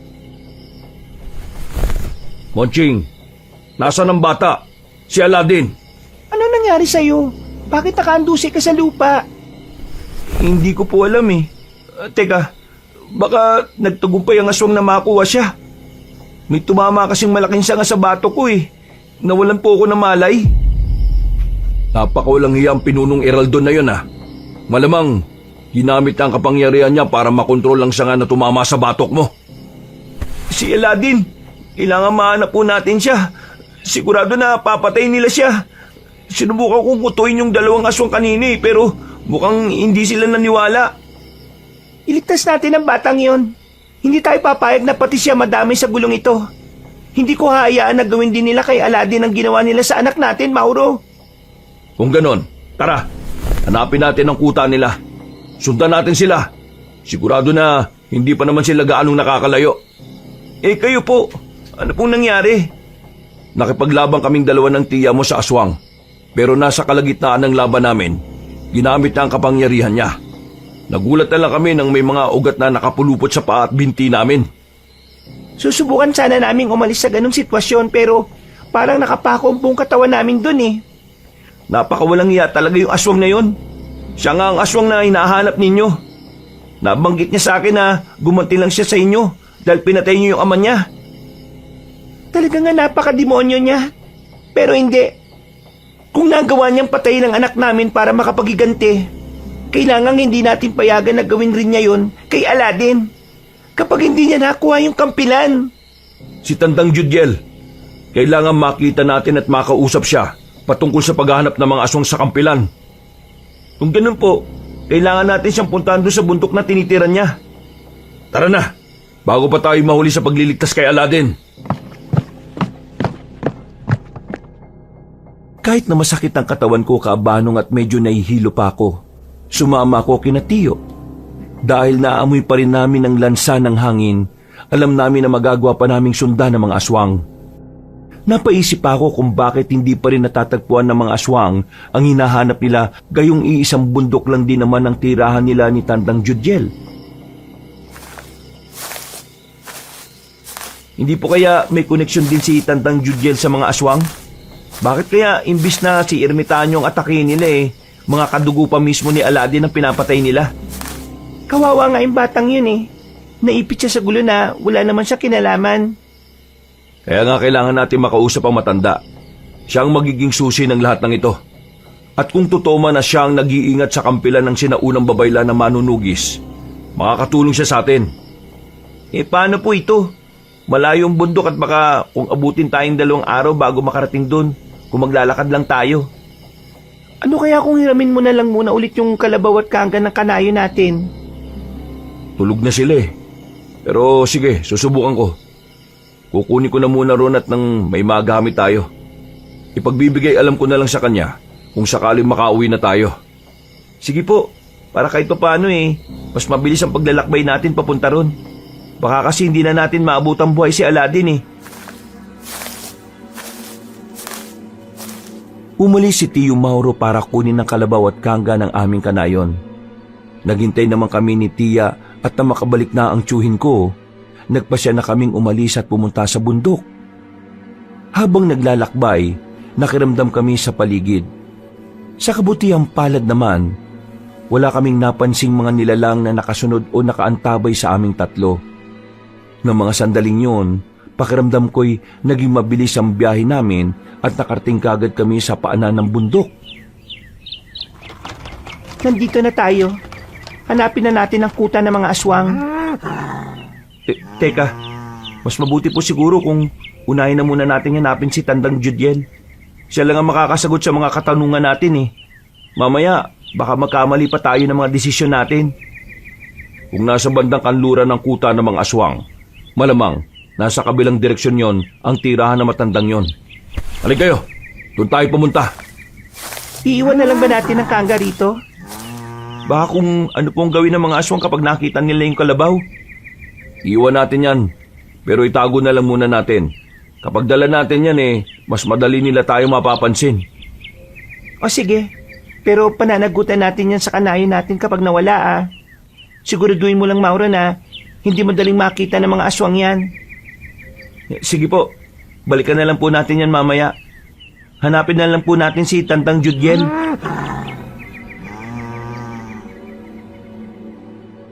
Dahil hindi namin alam kung saan talaga nakatira ang matandang ermitanyo, nagpasya kaming maglakad-lakad na muna. Naging maingat lang kami sa mga galawan namin. At hindi kami gumawa ng ingay hanggang sa may maaninag kaming nilalang na naglalakad. Inisip namin na baka aswang na nagmamatsyag yun sa amin. Kaya inihanda namin ang aming mga sarili. Walang ano-ano, nalaman namin na si Tandang Judiel yun. Kaya agad namin siyang nilapitan. Ano ang ginagawa niyo rito sa ganitong oras? Alam ba ninyo na napakadelikado ng bundok na ito? Aktibo ngayon ang mga aswang. Nandito po kami para ipagbigay alam sa inyong nangyari sa kadugo ninyo. Binatay silang lahat ni Pinunong Eraldo at dinukot niya si Aladdin. Ano? Pinakialaman ng Pinunong Eraldo ang pamilya ka? Napakaulang hiya talaga ng aswang na yan. Kung nung una pa lang, pinatay ko na sana siya. Wala sanang magiging problema ngayon. Hinahanap nga po nila ang kampilan na nabanggit nyo sa amin. Ewan nga lang po kung ano ang gagawin nila ron. Bakit po parang kilala ka nila? May koneksyon po ba kayo sa mga aswang na yon? Ha? Wala. Ano naman ang magiging koneksyon ko sa kanila? Kayo lang po makakasagot niyan, Tandang Judiel. Pero saka na natin pag-usapan ang bagay na yan. Iligtas na muna natin si Aladdin. Oo nga po, kawawa ang batang yun kung sakali. Napakawalang hiya talaga ng mga aswang na yon. Ang akala nila makukuha pa nila sa akin ang kampilan ni Mamay Supeng. Ano pong ibig nyo sabihin, Tandang Judiel? Halika kayo. Sumama na muna kayo sa akin. Alam ko na darating ang araw na hahanapin ninyo ako. Saan po ba tayo pupunta? Sa kuweba ko. Nandoon ang hinahanap nila. Ang kampilan ng ninuno naming babaylan. Pero hindi na yon isang kampilan. Bakit po, tatay? Basta, tara na. Bago pa ba may makakitang aswang sa atin dito?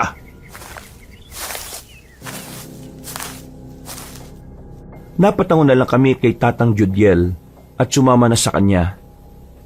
Makaraan ng ilang minutong paglalakad, nakarating kami sa tapat ng kuweba niya. Napamangha pa ako dahil kung tutuusin, madali lang namin palang matutuntun yon. Pinapasok niya kami at nang nandun na kami sa loob, meron siyang kinuha sa ipinakita sa amin. May sulo naman sa loob, kaya kahit papaano'y nakita namin ang naturang mga bagay. Ito ang hinahanap nila. Teka, hindi naman po yung kampilan Oo nga po, saka isa pa po, Tandang Judiel, malaki ba ang kampilan na yun para makagawa kayo ng 3 patalim, 2 sansibar at 1 punyal? Hindi rin naman. Pero may inihalo ko ritong kakaibang metal na siyang magbibigay ng karagdagang kapangyarihan sa mga patalim na ito. Ano naman pong metal lang nilagay niyong inihalo ninyo, Tandang Judiel? Hindi na mahalaga ang bagay na yan. Basta gamitin nyo ito para kalabanin ng aswang na si Heraldo. Kailangan mapatay nyo ang baratungaw na yon. Kayo mag-asawa. Kayong humawak ng sansibar. Itong punyal naman ay sa'yo ko ito ibibigay, binata. Salamat po, Tandang Judiel. Ingatan ko po ito at gagamitin laban sa mga aswang. Teka po, ano po ba ang magagawa nitong mga patalim na ito sa mga aswang? Kapag naitarak nyo yan sa puso ng mga aswang, magiging abo sila ng kusa. Yan ang rason kung bakit gustong makuha ni Pinunong Heraldo ang punyal. Gusto niyang itapon yan upang wala nang maging hadlang sa mga kauri nila. Nang maiabot na sa amin ni Tandang Judiel ang patalim, kagad akong nakaramdam ng kakaibang enerhiya na dumaloy sa buo kong katawan. Napatitig ako kay Tandang Judiel. At sa hindi ko inaasahan, nakaramdam ako ng kakaiba sa kanyang mga ngiti. Nakita ko rin kung paano siya napatitig ng makahulugan kina Tiya at Tiyo. Kaya nagduda ko sa kanya. Ganun pa man, hindi ko pinahalatang napansin ko ang ginawa niya. Tandang Judiel, hindi po ba kayo sasama sa amin? Ha? Ay, hindi na. Makakaya na ninyo ang mga aswang na yun eh. Pero iba pa rin kung masasamahan nyo kami. Apo naman po ninyo ililigtas natin Kailangan namin ng tulong ninyo. Pero hindi ako makakasama sa inyo eh. Mas mapapahamak lang si Aladdin kapag naroroon ako. Ho? Bakit naman po? Mapapahamak po? Paano naman po mangyayari ang ganun? Pwera na lang kung may ginawa kayo o pinaplanong hindi maganda. Basta. Mas makabubuti sa inyo kung kayo na lang ang pumunta ron. Magiging sagaba lang ako sa pagliligtas nyo sa aking apo. Kung gayon, sige, kami na lang ang pupunta ron. Teka, tama po ba na nasa bandang kanluran ng bundok na ito yung kuta ng mga aswang? Hindi ko alam kung naroon pa rin sila. Pero ramdam ko ang enerhiya ng baratungaw rito. Hala, sige na. Umalis na kayo at baka hindi nyo na maabot ang buhay ang apo ka.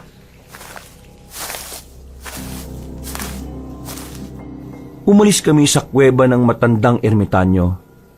Saktong pagkalabas namin, may narinig kaming sigaw ng isang bata na humihingi ng saklolo.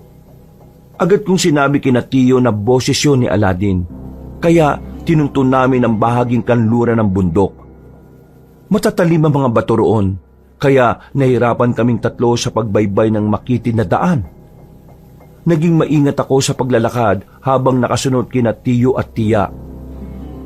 Ilang sandali pa, may nakita kong liwanag ng sulo sa hindi kalayuan. Itinuro ko yung kina Tiyo Mauro, kaya nagkasundo kaming alamin kung ano ang naroroon. Mukhang yan ay hinahanap natin Sigurado ako na diyan din nila dinala si Aladdin. Oo nga po, Tiyo. Teka, boses yun ni Aladdin Sumisigaw siya at humingi ng tulong. Siya nga yun. Ano kaya ginagawa ng mga aswang sa kanya? Teka, at ano naman kaya ang dahilan ni Tandang Judiel para hindi siya sumama sa atin? Malalaman din natin yan. Sa ngayon, iligtas na muna natin si Aladdin at paghigantihan ng aswang na pumatay sa anak natin. Kaya na. Huwag lang tayo magpapalata kagad. Matalas ang pandaman ng mga yan. Mas maigi kung maging maingat tayo sa mga galawan natin. Kapag nandyan na tayo, unahin nating iligtas si Aladdin. Saka na tayo makipaglaban sa mga aswang kung alam natin na ligtas na ang bata. Masusunod po, Tiyo Mauro. Paano kung may haharang sa ating mga aswang? Wala tayong magagawa kung hindi ang labanan sila. Basta, si Aladdin ang prioridad natin. Sige po, Tiyo. Kahit na ano pong mangyari, nasa likod po ninyo ako mag-asawa. Maraming salamat, Monching. Nagpatuloy kami sa paglalakad hanggang sa makalapit kami ng husto roon. Doon ka na rin nakumpirma na kuta ng mga aswang ang nakita namin. Narinig din namin ang mga sigaw at iyak ni Aladdin na nagmamakaawang pakawalan siya. Palihim kaming pumasok sa kuta nila at inalam kung ano ang ginagawa ng mga aswang doon. Napailing na lang ako at agad na napaturo sa bandang dulo nang makita kong meron silang pinagsasaluhan. Mukhang kalabaw po yan ah. Ang mga walang iya. Teka, hindi ba't yan ang kalabaw na hinira mo sa kanayo natin, Mauro? Tingnan mo nga na maigi. Nako, yan nga. Napakademonyo nila. Paano na ngayon yan? Anong idadaylan natin? Sigurado magagalit ang kanayo natin dahil sa nangyari. Napakahayop nila. Pati ang kalabaw na walang kinalaman sa nangyari, dinamay pa nila. Tayo na. Sugurin na natin sila at pagbayarin. Sandali. Akala ko po ba si Aladdin ang uunahin natin? Mas importante pa rin po ba si Tiyo? Oo nga, Mauro. Unahin na muna natin yung bata. Kahit kasi balik-balik ta rin ang sitwasyon, hindi na ulit mabubuhay ang hayop na yan eh. Bayaran na lang natin sa kanayo natin yan. Oo, sige. Pasensya na't medyo nadadala ako sa galit ko eh. Tinago ko ng maayos yun eh. Tinago ko ng mabuti para hindi makita tapos yan na makikita natin. O sige, tara na. Hanapin natin kung saan nila kinulong si Aladdin. Habang abala ang mga aswang sa pagkain, umikot kami sa kanilang kuta para hanapin ang batang bihag nila. Habang nasa ganong sitwasyon kami, may narinig akong mga ingay. Napalingon ako at napalunok ng laway nang makitang may iba pang aswang na dumating doon. Naisip kong marami ang mga nilalang na pwede naming makalaban. Kaya kinailangan naming maging maingat at mailigtas kagad si Aladdin. Nang may makita akong kulungan gawa sa kawayan, itinuro ko yung kina Tiyo. Naglakad kami palapit doon at nalaman naming doon nga ay kinulong ang bata. Kuya Monching, nandito kayo? Oo, Aladdin, ililigtas ka namin. Anong ginawa nila sa'yo? Sinaktan ka ba nila? Hindi naman po. Pero ang sabi nila, kung hindi raw ibibigay ni Lolo ang kampilan kay Pinunong Eraldo, papatayin din po nila ako. Napakawalang niya talaga nila. Ang akala siguro nila, makukuha pa nila ang kampilan na iniingatan ni Tandang Judiel. Si Lolo po? Nasaan po siya? Ano po nangyari sa kampilan ng mga ninuno namin? Huwag mo nang asahan ang lolo mo. Nandito kami para iligtas ka. Alam mo, Monching, pakiputol ng tali sa pinto ng kulungan na yan. Sige po, Tiya. Ako na pong bahala. Monching, bilisan mo. Mukhang mo't paparating dito. Nandiyan na po sila. Mas mabuti po siguro kung magtago muna kayo. Kasama rin po ng mga aswang si Pinunong Eraldo eh. Tama si Aladdin. Magtago na muna tayo. Kailangan hindi nila mahalata ang presensya natin dito. Kahit saan tayo magtago, mapapansin din nilang ibang samyo ng paligid. Pero sige, kahit pa malaman nilang may ibang tao rito, basta hindi nila malaman ang pagtataguan natin. Hindi pa rin naman mabubulilyaso ang plano natin.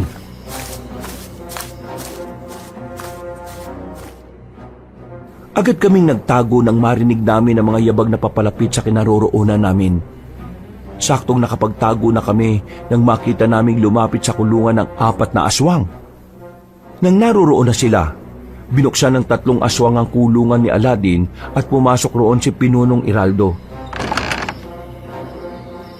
Bukas ng gabi, kapag hindi pa nakarating dito ang lolo mo para ibigay sa amin ang kampilan, lilitsuin ka namin at pagpipiestahan. Hindi mangyayari ang iniisip nyo. Pupuntahan ako ni Lolo at ililigtas. Diyan ka nagkakamali. Hindi ka na niya maililigtas. Pagkaapak pa lang na matandang yun dito, tsak na kukuyugin na siya at magtutulungan ng mga aswang. Pero ang alam ko, babalikan ako ni Lolo kasi mahal niya ako. Kung mahal ka niya, hindi sana niya kayo iiwan. Pinili sana niya kayo kaysa sa pagiging ermitanyo. Hindi ka niya mahal, bata. Hindi ka niya mahal. Hindi po totoo yan. Mahal ako ni Lolo. Kayo po hindi mahal ng magulang ninyo, aswang. Kung alam mo lang kung ano ang ginawa ng lolo mo sa angka namin. Siya ang dahilan kung bakit namatay ang mga magulang ko. Kung hindi lang sana niya itinuro ang kuta namin sa mga manunugis, hindi sana namatay ang buong angkan ko. Dapat lang naman siguro sa inyo yan Mga masasama kasi kayo. Nananakot at nambibiktima kayo ng mga inosenteng tao. Alam mo, dito lang din sa bundok na ito nakatira ang lolo mo Kaya malamang, alam na niya na hawak kita. Sige, ganito. Iibahin natin ang plano. Papakawalan ka namin at sasabahan ka ng 3 alagad ko para puntahan ang lolo mo. Ikaw na mismo ang kumuha sa kanya ng kampilang yon. Hindi ko gagawin ang sinasabi nyo. Hindi ko kukunin kay Lolo ang kampilan. Alam kong gagamitin lang nyo yun sa kasamaan Dahil mga masasama kayo. Kapag hindi ka sumunod sa gusto ko, papatayin ka ng 3 ito at pagpipiesta nila ang laman mo. Sige, nasa iyong desisyon, bata. Napalingon ako kina Tiyo. Napatango siya sa akin at hinintay namin kung ano ang susunod na gagawin ng mga aswang. Napahawak na lang ako sa minasbad ko't punyal nang makitang binuksan ng mga aswang ang kulungan. Inutusan ni Pinunong Iraldo ang 3 niyang kasama na hanapin ang tirahan ni Tandang Judiel. Kaya kinaladkad nila si Aladin. Agad din bumalik si Pinunong Iraldo sa iba niyang mga kasama. Mukhang kailangan nating sundan ng mga aswang. Pagkakataon na natin to para iligtas ang bata. Sige, mas mainam yan ang gawin natin. Mas kaunti ang makakalaban natin sa pagsalba kay Aladin at mas mabilis natin magagawa yan. Payag po ako sa kagustuhan nyo, Tiyo, Tiya. Pero kung dadaan tayo sa bandang harapan, baka po makita tayo ng ibang aswang. Gagapang tayo. Sa paraang yon, hindi nila tayo madaling mapapansin. Medyo mabato naman tsaka may mga damo. Mag-iingat lang po tayo. Pero kung sakali mang may makakita sa atin, kayo na lang po ni Tiya ang tumuloy sa pagliligtas kay Aladin. Susubukan ko pong kalabanin ng ibang mga aswang para maantala sila. Sige, Monching. Tayo na, at baka makalayo sila ng sobra sa atin. Mauro, mauna ka ng gumapang. Huwag tayo magpapalata Kahit na masakit ang mga bato, sinikap pa rin naming gumapang para hindi kami madaling makita ng mga aswang. Hindi kami tumigil hanggang sa muli kaming makalabas ng kuta nila.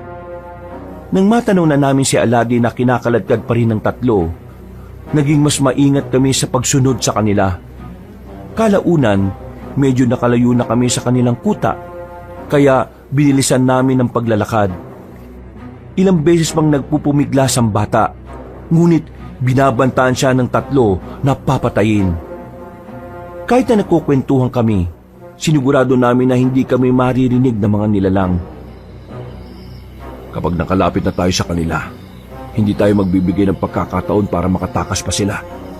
Kasabay ng pagliligtas kay Aladin, papatayin natin sila. Paano naman po yung mga katawan nila? Baka po may ibang alagad si Pinunong Iraldo na makakita nun. Hindi nila makikita yon. Kung totoo man ang sinabi ni Tandang Judiel patungkol sa mga patalim na hawak natin, pues gagamitin natin ang mga ito para patayin sila dahil magiging abo nga sila. O sige, para makasiguro tayo na hindi talaga sila matatagpuan, tingnan natin kung hindi sila magiging abo. Ano pong plano nyo kina Pinunong Iraldo? Babalikan namin sila ni Agnes. Igaganti namin ang anak namin at nang magkamit din kami ng hustisya. Gusto ko po sanang sumama sa... Wag na. Madadamay ka lang. Ang mas mabuting gawin mo, umuwi na kayo ni Aladin. Kung darating man ang susunod na paglubog ng araw at hindi pa kami nakauwi, alam na ninyo kung ano nangyari sa amin. Hindi po. Hindi ko po kayo pababayaan. Tutulungan ko po kayo para maubos ang mga aswang na yun. Pero baka kung ano na mangyari sa inyo. Hindi ka pa masyadong sanay sa pakikipaglaban sa mga aswang, Monching. Opo, tama po kayo. Pero hindi naman po ibig sabihin nun hindi ko na kaya. Nakaya ko nga po nung una silang lumusob, di ba? Natigil ang pagkukwentuhan namin ng ilang dipa na lang ang layo namin sa mga aswang. Mas naging maingat kami. At nang makalapit na kami sa kanila, sakto ring humarap sila sa amin. Binitiwan nila si Aladdin at tumatake sila. Nilabanan namin silang tatlo gamit ang mga patalim na ibinigay sa amin ng ermitanyo. Ilang beses bang sumubok ang mga aswang na sunggaban kami, ngunit nagawa namin silang mailagan. Nang magkaroon ako ng pagkakataon, inikutan ko ang nilalang saka itinara ko ang punyal sa bandang likod niya na katapat ng kanyang puso. Napalingon na lang ako kay Aladdin nang marinig ko ang boses niya. Ang galing mo talaga, Kuya Monching. Kahit na maliksi ang aswang na nakalaban mo, nagawa mo pa rin siyang maisahan. Ganun talaga, Aladdin. Maswerte nga lang ako at nagawa kong... Ha? Hindi! Tama nga si Tandang Judgel sa sinabi niya.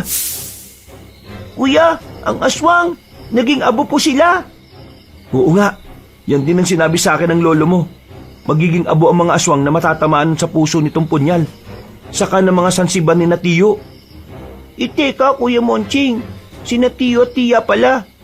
Ayun sila nakikipagpambuno sa mga aswang at nabitiwan nila ang mga patalim nila.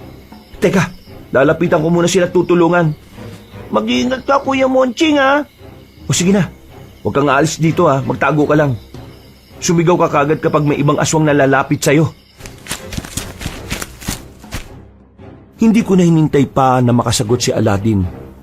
Nang makita kong inibabawan ng aswang si Tia Agnes, napatakbo ko para lapitan sila. Dinampot ko ang nabitiwan nilang sansibar at walang pagdadalawang isip na tinaga ang batok ng aswang. Nasugatan ko siya, ngunit mababaw lang ang naging sugat niya. Napalingon pa siya sa akin at nang akmang tatayo siya, agad ko siyang sinaksak sa dibdib. Napaungol na lamang ang aswang at makaraan ng ilang sandali, nasunog siya at naging abo. Napanganga pa si Tia at halos hindi makapaniwala sa nasaksihan niya. Ganyan din ang nangyari sa aswang na kinalaban ko. Dapat nga sa kanila yan. Natalo na rin po ninyo yung aswang na nakalaban niyo, Tiyo. Nauna ko kasing tulungan si Tia nang makita kong diyado na siya. Ayos lang. Nakaya ko naman patayin yung aswang Nung una, medyo hirap ako. Pero nang magkaroon ako ng pagkakataon, ginamit ko yung sansibar at itinara ko sa dibdib niya. Mabuti naman at wala kang ganong galos, Mario. Ang akala ko kanina matatalo ka na ng aswang Malabo po mangyari yan, Tia. Mahina naman yung tatlong aswang na yun Siguro po, kung si Pinunong Eraldo mismo, baka talagang mahirapan tayo. Teka, ang pinunong aswang pala. Kailangan balikan natin ang kuta nila. Tatapusin natin ang nasimulan natin ito. Sige, bago tuluyang mag-umaga, kailangan na nagawa na nating mabigyan ng hustisya ang anak natin. Tutulong po ko sa inyo para mas mabilis natin mapuksa ang lahat ng mga aswang doon. Wala akong pakialam sa mga alagad niya. Ang baratungaw lang ang gusto kong mapatay. Magbabayad siya sa naging kasalanan niya. Tayo na. Baka pinasundan pa niya yung tatlong aswang at malaman nila ang nangyari.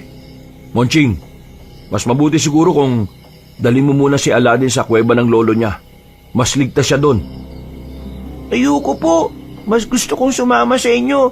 Baka kung ano pang gawin ni lolo sa akin Ha? Anong ibig mo sabihin, Aladdin? Si lolo, dati siyang mirko ng mga aswang. Isa po siyang manggagamot nila. Pero naging traidor siya kaya kaming pamilya niya ang binalikan. Kung ganon, yung palang koneksyon na matandang yun sa mga aswang. Kaya pala ganon na lang ang galit nila. At tumiiwas din siya sa mga nilalang na yun. Ang ipinagtataka ko lang, bakit kaya ganun ang titig niya sa atin bago tayo umalis ng kuweba niya? Baka meron siyang binabalak. Hindi ko po alam kung mabait po siya o masama Isang beses ko lang din po siyang nakasama. Pero may naikwento po dati si tatay sa akin. Si lolo raw ang naging rason kung bakit po naging mas mahina ang baratungaw at namatay ang iba niyang kalahi. Si Pinunong Eraldo ba, Aladdin? Opo, Siya na lang po natitirang baratungaw sa lahi nila eh. Nilason din siya ni Lolo kaya limitado ng kapangyarihan niya. Nilason? Paano naman niya nagawa yun, Aladdin? Hindi ko po alam eh. Basta yan po yung kwento sa akin dati ni tatay. Teka, sino bang tatay mo? Baka naman kilala din namin siya. Herman po ang pangalan niya, pero hindi na po siya umuwi sa amin eh. Ang nanay at ang mga tiyahin ko nang naging kasama ko mula nang umalis siya. Napatitig na lang ako kina Tiyo at Tia. Naalala ko ang lalaking duguan na pumunta sa amin dati at napagtanto ko na katulad din ang sitwasyon niya kay Aladdin. Noong mga panahong yon, nagkasundo kaming bumalik sa kuta ng mga aswang. Dahil ayaw magpaiwan ng bata, isinama namin siya sa kondisyong magtatago siya at huwag magpapahuli sa mga aswang. Nung nasa labas na kami ng kuta ni na Pinunong Iraldo, narinig namin ang boses ni Tandang Judiel. Nasaan na nga po ka? Anong ginawa niyo sa kanya? Wala na. Malamang sa mga oras na ito, pinagpipiesta na siya ng mga alagad ko. Pupunta ka sana nila sa kuweba mo eh. Pero ngayon nandito ka na.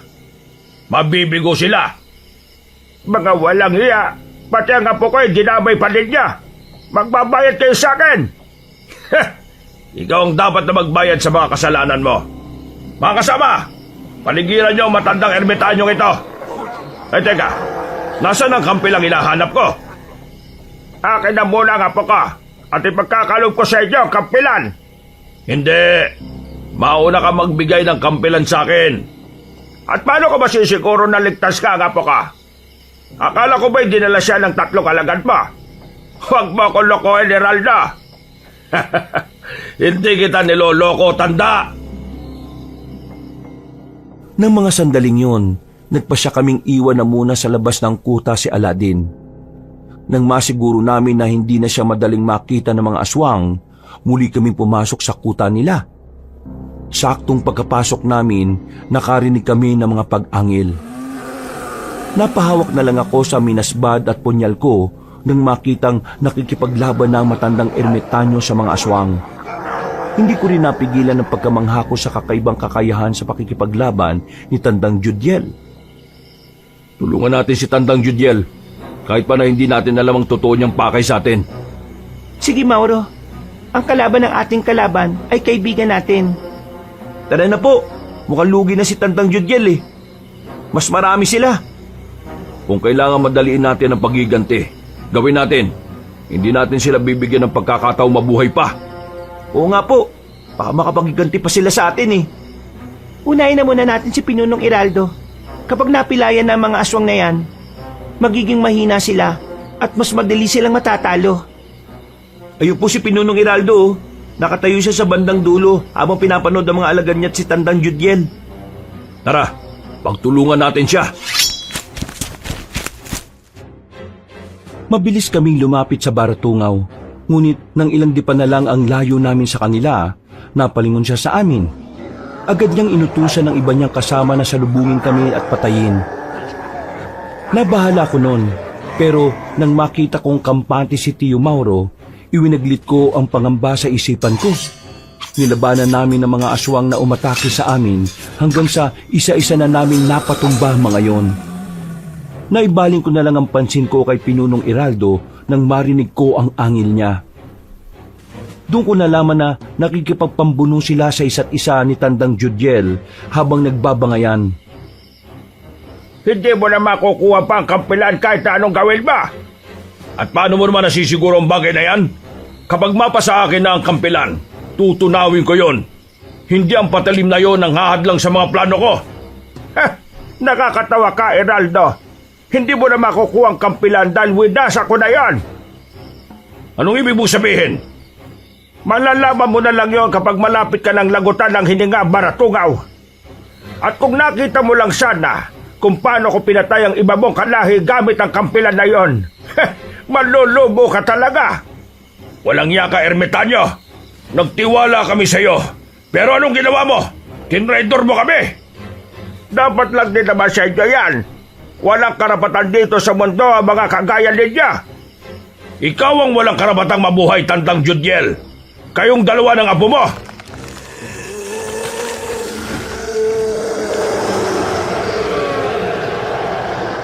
Sa hindi namin inaasahan, mas naging agresibo si Pinunong Eraldo.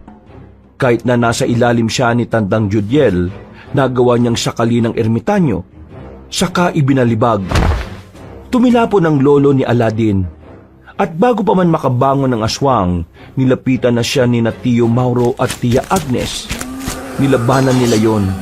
Pero nang makita ko na medyo alanganin silang dalawa, nagpasya akong tulungan sila. Nasa ganung kalagayan kami na makarinig ako ng ingay ng mga batong nag-uumpugan. Agad akong napalingon at nakita ko ang ilang bato na nakalutang sa ere. Napasigaw ako at agad na napailag. Uminag din si Natia at napatawa na lang si Pinunong Eraldo dahil doon. Nakalimutan yata ninyo na isa akong baratungaw. Kahit papano, may natitira pa akong kakayahan. Ang magpagalaw ng mga bagay na makikita sa kalikasan. Wala kaming pakialam sa kakayahan mo. Nandito kami para pagbayarin ka sa ginawa mong kasalanan sa amin. Kahit na hindi sapat ang buhay mo, siguro kahit papano mabibigyan namin ng hustisya ang pagkamatay ng anak namin. At ano? Baliwala na lang ginang ginawa niyo sa ama ko? Hindi ko rin kayo mapapatawad. Napaangin si Pinunong Eraldo at agad na umatake sa amin. Dahil dito, mas pinag-igihan namin ang pakikipaglaban hanggang sa magawa namin siyang maibuwal sa lupa. Noong mga panahong yon, napansin kong may mga bato ulit na gumagalaw. Kaya binalaan ko si Tio Mauro.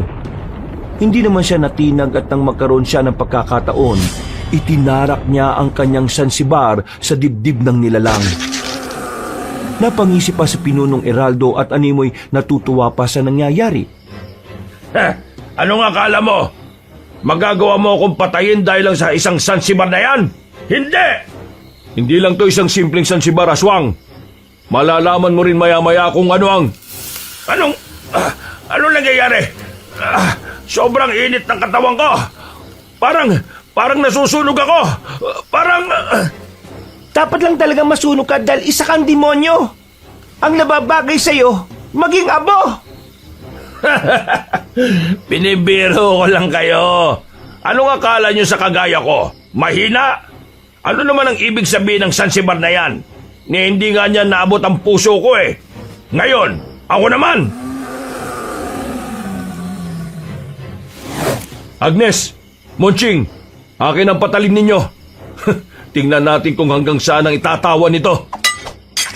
Pagkabot namin ng patalim namin, sinubukan pang makapalag ni Pinunong Eraldo.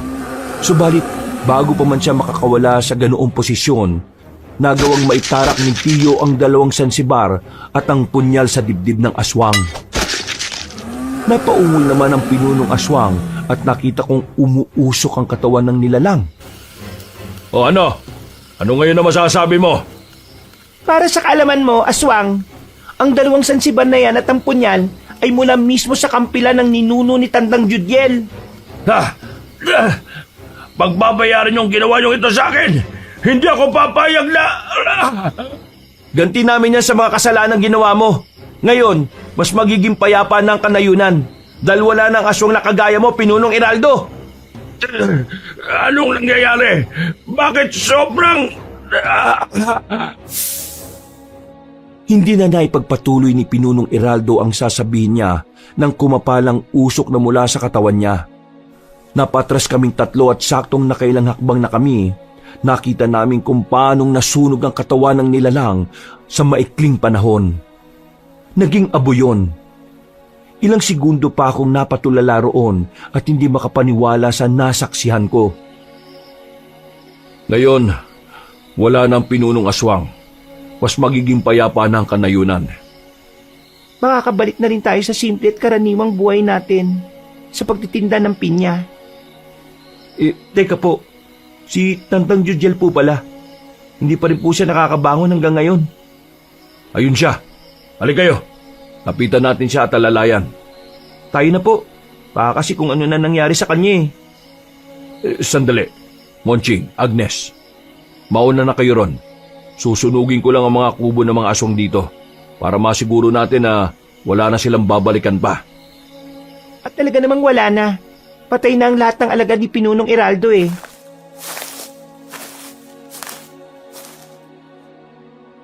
Nang mga panahong yon, nagpasya kami ni Tia na alalayan si Tandang Judiel. Pagkalapit sa amin ni Tiyo, nakasundo kaming puntahan na si Aladdin sa bahagi kung saan namin siya iniwan. Pagdating namin doon, nakita namin siyang umiiyak. Pero kumalma rin siya nang makita niya kami sa si Tandang Judiel. Itinapon na rin ni Tiyo ang kwintas na pagmamay-ari ng aswang na baratungaw.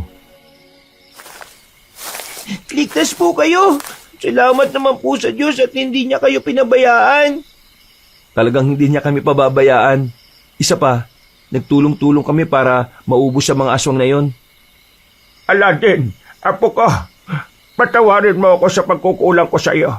Hindi sana kita itiwan at sana pinili ko na lang na mamuhay ng normal kasama kayo. Oh, Aladdin, ang lolo mo, Ayos lang po yun, Lolo. Hindi ko naman po kayo masisisi. Ano na ngayon ang plano ninyo? Gusto ko sana, kung ayos lang sa inyo, iiwan ko ang apo ko. Ayaw ko matulad sa akin ang kapalaran niya. Iiwan na naman po ninyo ako, Lolo. Para rin naman yun sa iyo, apo. Ayaw ko mamundo ka rin kagaya ko. Mahirap ang buhay rito. Hindi mo rin alam kung ano ang magiging kahinatnan mo rito. Ayos lang naman po sa amin kung sa amin po siya titira. Para naman meron kaming bata sa bahay. Ewan ko lang po kung payag siya, Tandang Judiel.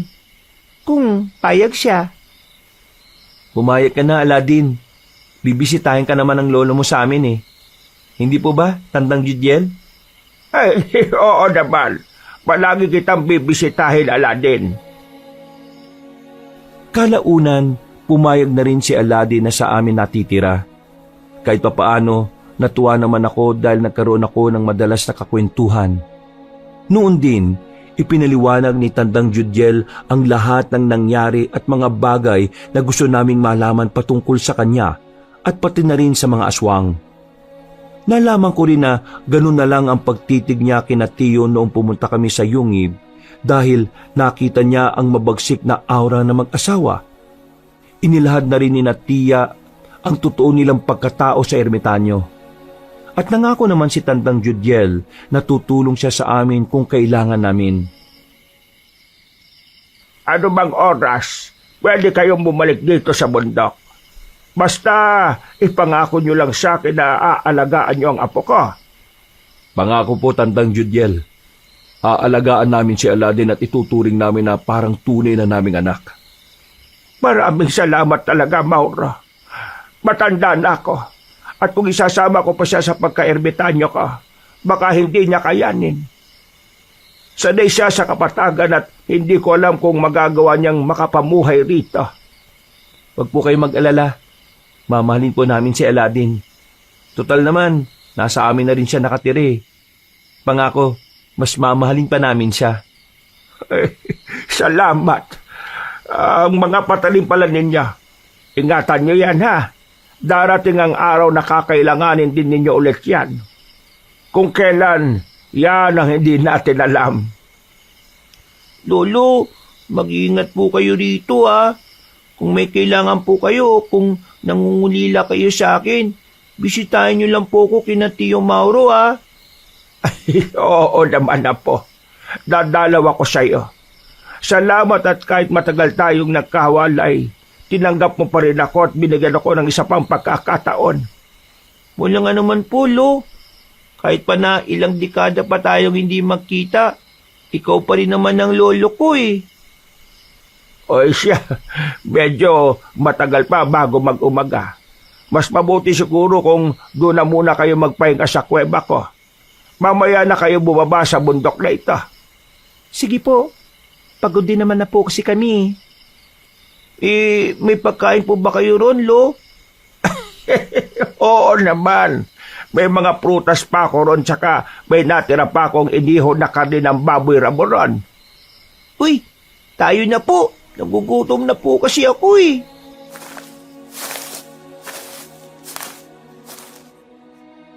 bumalik nga kami sa kuweba ni Tandang Judyel para kumain at magpahinga, Kabanong. Kinabukasan, nagpaalam kaming 4 kay Tandang Judyel at bumaba na kami sa bundok. Pagka-uwi namin sa bahay namin, marami ang mga taong nag-uusisa kung ano ang nangyari. Humingi na rin kami ng pasensya sa kanayon namin at minabuti ni Tiyo na gamitin ang ipon nila para mabayaran yon. Magmula noon, permanente na rin tumira si Aladdin sa amin. Ilang beses ding nakabisita sa bahay namin si Tandang Judyel at nang naging mahina na siya, nagkasundo kaming doon na rin siya sa bahay namin patirahin. Maraming salamat po sa inyo ha.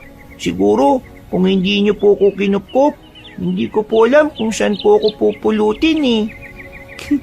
Masaya kami na dito ka sa amin tumira, Aladdin. Mas nagkaroon ng buhay itong bahay. Isa pa, nagkaroon din kami ng katuwang sa pagtitinda ng pinya.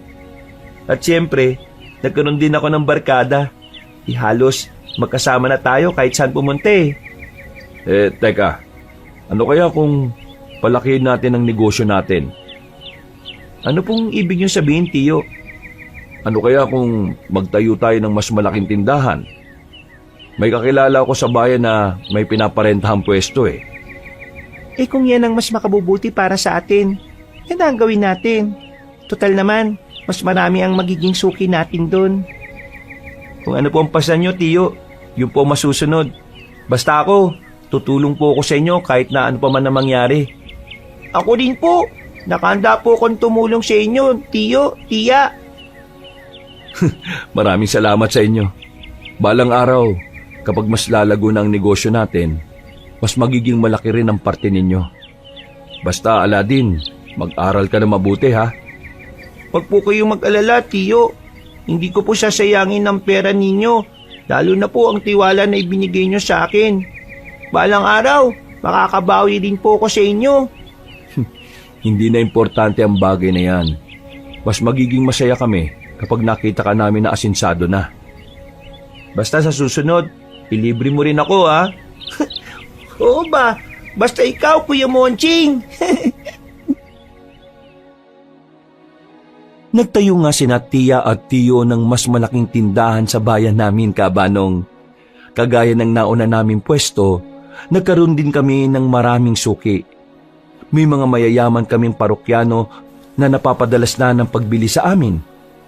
Kahit papaano, unti-unti na ring umangat ang kabuhayan namin. Minabuti ko ring mag-aral noon kahit hanggang high school lang. Kalaunan, ang mag-asawang tindera ng pinya ay naging isa sa pinakamayaman sa aming bayan.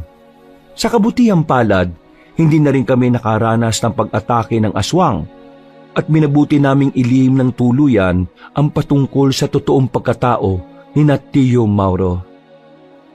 Mga kabangers, mga kayanggaw, kabaanong po uli. Maraming salamat po sa muling pakikinig sa aming magandang kwento. Kung nagustuhan niyo po ito, huwag niyo pong kalimutang mag-comment at pindutin ang like button ha. At syempre, kung medyo nabitin po kayo sa ating kwento ngayong araw, meron pa tayong isang channel, ang Pamela Clamil Channel. Doon puntahan niyo po at magaganda rin po mga kwento doon. At kung maaari din lang po, mag-subscribe na rin po kayo at pindutin ang notification bell para lagi po tayong nanonotify pag may mga bago po tayo mga kwento doon. At syempre, mag-like at comment na rin po kayo.